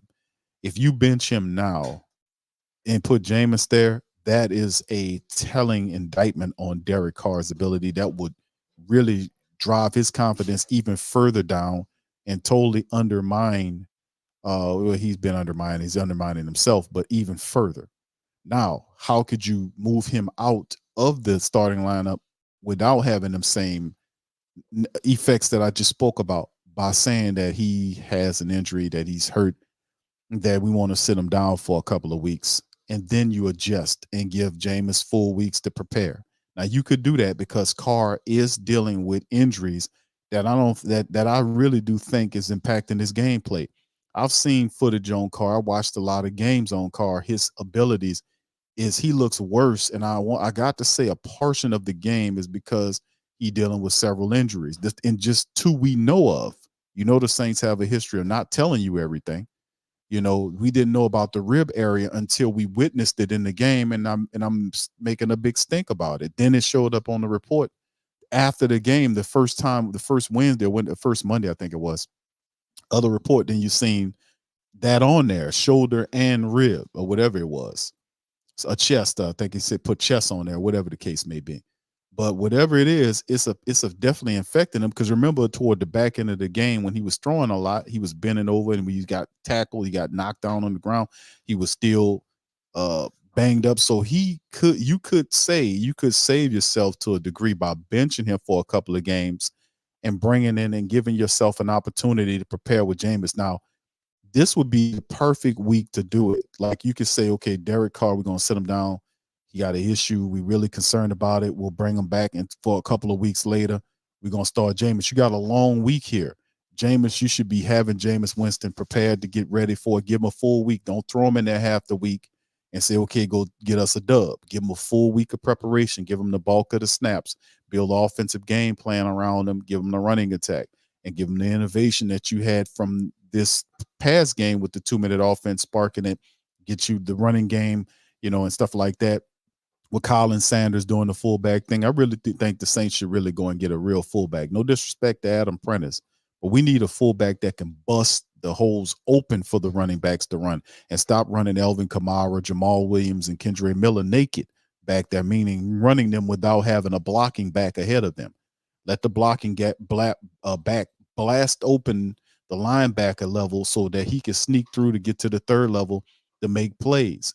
We need to really focus. If we're going to have a fullback here, we need to find one that can really open up running lanes for us. And I know Colin Sanders is there, but, I don't want to overdo it with Colin Sanders. We need to get a guy that can do that. So, I mean, we have time to make these decisions now. Curry should be changed. Pete Carmichael's job should be, I ain't gonna say to be demoted, but play calling, I give directives to Pete to let RC call plays for this game. He's already the passing game coordinator. Let's see that create something different. Let that be done early in the week. So that would be two of the things that I can do, because I really do think Dennis Allen didn't realize that Derek Carr is hurt to the point. I mean, the man is hurt, man. You can see his deep ball is they got a weight on it. And that's his best throw. He throws that ball out there, they run up under it. That's his best throw. That's why he always looks for it. But he's hurt and in pain, and that dude needs to be set down. That allow him to cool out, that allow him to see the game, let him study it. Let Jameis get in there. You make those innovations we just spoke about, and let RC get in there with his game plan, and that creates something new. That creates something new. So you got a long week. You need to start getting into it. I think that definitely helps out the Saints offense, because it's dragging everything else down. It's dragging the defense down. It's dragging the special teams down. Everything's getting dragged down because the offense is not doing what it's supposed to do. You can't wait 3 quarters of a game, score 9 points, then have an offensive explosion in the back end of the game and stuff like that. You got to be able to do that throughout the game, or you're screwing yourself in the end trying to make this stuff work when you didn't have to do that. If you just did this early on, you'd have had some success. Things could have been differently. So that's some of the things that I would do. But there should be no Derek Carr going into against the Colts, and there should be no Pete Carmichael calling plays going into the Colts matchup. They need to change it up, and they need to change it up now. So RC gets the call, just the play call. I wouldn't change him into the offensive coordinator. I'll just give him the play calling duties for the full game. That's number one. Number two, I would bench Derek Carr, because I think Carr is I think he's hurt, if that's a word. I think he's more hurt than what they're hitting at. I really do think that, because I watched this dude play, and he is not as bad as what he's looking like out here. Like, we use the Raiders, we've seen a lot of crappy football, but the dude is a lot better than what we've seen. And I'm thinking a lot of that is because he hurt. He got these injuries that we know of, and I'm telling y'all, it's always something they don't tell us with these damn injuries, because he looks like when he threw the ball back across his body. Remember that? Nobody touched him. He almost got sacked. Finagled his way out of a sack, made a U-turn or like a 180 from left, circled around, went to the right sideline, seen the wide receiver and threw across his body. When he did that, and you seen it was pain. And I'm like, that dude shouldn't be playing out there. And remember, he got hurt against the Green Bay. He got hurt again in the Green Bay matchup when he got slammed on the ground. They took him to the hospital. You know, he couldn't even lift his arm. They took him to the hospital to get x-rays done to see if he had any internal injuries there. And they said no. And they saying he was sore, but you can see the man still in obvious pain, despite the fact that they shooting him up with industrial strength painkiller. He's still, I'm telling you, they shooting him, dude. He's shooting him up with painkillers. That's how he can throw. Because he really ain't the game after the Green Bay game, he shouldn't have been out there. He shouldn't have been out there. But Dennis Allen, they tied to him. They got all this money invested in him, so they got to run him out there. When this is, and like I said, it's history repeating itself because it's the same foolishness that happened with Jameis Winston last year. When Jameis got hurt in the game, and then they didn't pull Jameis until he was noticeably hurt where he was impacting his play on the field. It's the same stuff. The dude don't see it. He looking at it, but he don't see it. He don't have the vision. He like the movie They Live when you had to put the goggles on to see the aliens. He don't have the dude is he don't see it at all, and he don't see it until way later. And then when he does see it way later, then it's excuse mode to protect his ass because he always running. So in the end, that's some of the innovations that I would do to try to change or spark the offense to do something. You got a long week. Let Jameis get this long week in there. Bring those offensive innovations we just spoke about. And also allow Derek Carr to be benched where he can heal. Let him healed up organically because I think he's a lot more hurt than what they're hitting at. He's hurt. So sit that dude down, man, because it's not helping out nobody right now. That'll give the wide receivers a break from him, and Jameis Winston won't be fussing at the wide receivers. Trust me, they'll have more of a chemistry with Jameis like they did from the past. He'll have an extended period of time to perform. And I'm not saying Carr stays on the bench. What I'm saying is the man's hurt. You got to sit him down. He's obviously hurt. I can look at him, see he's hurt. When he was trying to conduct the comeback in the back end of the last game, you could see he was hurt. You know, bending over and grab, you know, and making gestures and like he was in pain. I was like, this dude is in pain running out. He threw back across his body, and it was almost like somebody shot him with a gun or something in his ribs, how he bent over in his face. Like, this dude is hurt, man. Go sit this guy down somewhere. But like I said, man, that's all I got to say. They sorry tales, man, and we'll see what they do. They got a long week, and we'll see what they do against the Colts, man. We'll see what they do. Okay, so anyway, shout out to the fan. Appreciate all y'all for being in the stream, man. Listen, we just touched down at 12 o'clock tomorrow. I don't know if I'm going to do a stream. They got I think the Carolina Panthers and the Tampa Bay Buccaneers are playing tomorrow. I'm not sure. I might do it like they call it a hate stream. I don't think I'm not hating. But I think the Falcons and the Buccaneers play at our regular 12 o'clock spot. I might do that. If y'all are up for it and y'all feel like, hey, yeah, Q, do that, then let me know, man. You know, holler at me. Let me know if that's what you want to do, and I'll pop it. Let me check to make sure here. Yeah, they had 12. They're in our time spot regularly. The Falcons 3-3 against it's the Buccaneers. It's the Buccaneers. Okay, I thought it was the Panthers. No, it's the Buccaneers. So the Falcons and Bucks play. And I guess that would be a game that we would kind of care about. And I guess that would be a game we kind of care about there. So again, let me see Panthers. I think the Panthers, who they play. I think the Panthers are off this week. Are they off? Yeah, the Panthers are off this week, so they give them a break from losing. All right, so anyway, yeah, I might pop up, fam. We'll see. All right, but anyway, with that being said, let me get on out of here. Listen, I appreciate all y'all for chiming in on this one. Okay, family member said do it. Okay, all right, well, there it is. All right, I'll do it then. That's what y'all want. I'll do it. All right, but anyway, with that being said, let me get on up out of here. I appreciate everybody for chiming in on today's show. Much love to all our fantastic callers. You guys are awesome. Appreciate the calling and game dropping that you get. A lot of levity, a lot of educational game that you guys brought to the stream. As always, we appreciate you kindly. And I'll be back tomorrow, man, and we'll talk about it some more. Maybe talk about somebody else and watch somebody else lose. Maybe that'll help us feel better. Ain't that cool? All right, so much love to y'all. Y'all have a good one. Much love and Who Dat. Yeah. Boogie like Bill. Benson, I'm a who that. I'm a who that. Long as I'm living, I'm a who that. Lose or winning, I'm a who that. Sports coma, yeah, this is where we do that. Where we do that, where we do that, where we do that, where we do that, where we do that, Boogie like Benson, I'm a who that. I'm a who that. Sports coma, this is where we do that. Where we do that. Welcome, welcome, welcome. Somebody please better help. Running this thing like Elf. I thank God every day I'm not a felt. Go to YouTube Live with Big Q and the guys. If you ain't ride or die, the bandwagon get flipped. Been marching in, that was way for the ring. I was yelling out your chain for the championship. Bucking on town, duck down. Falcons pluck, get shut down.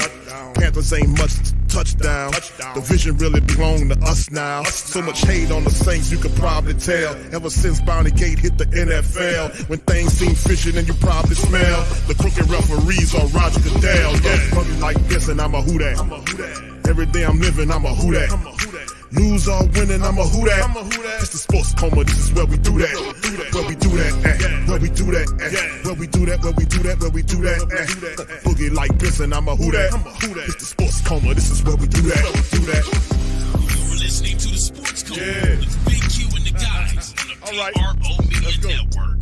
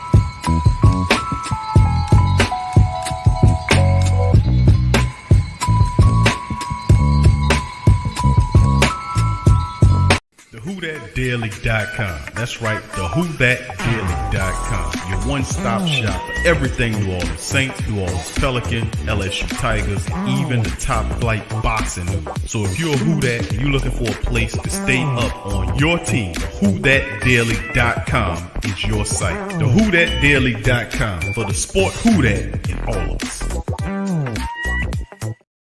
That's right.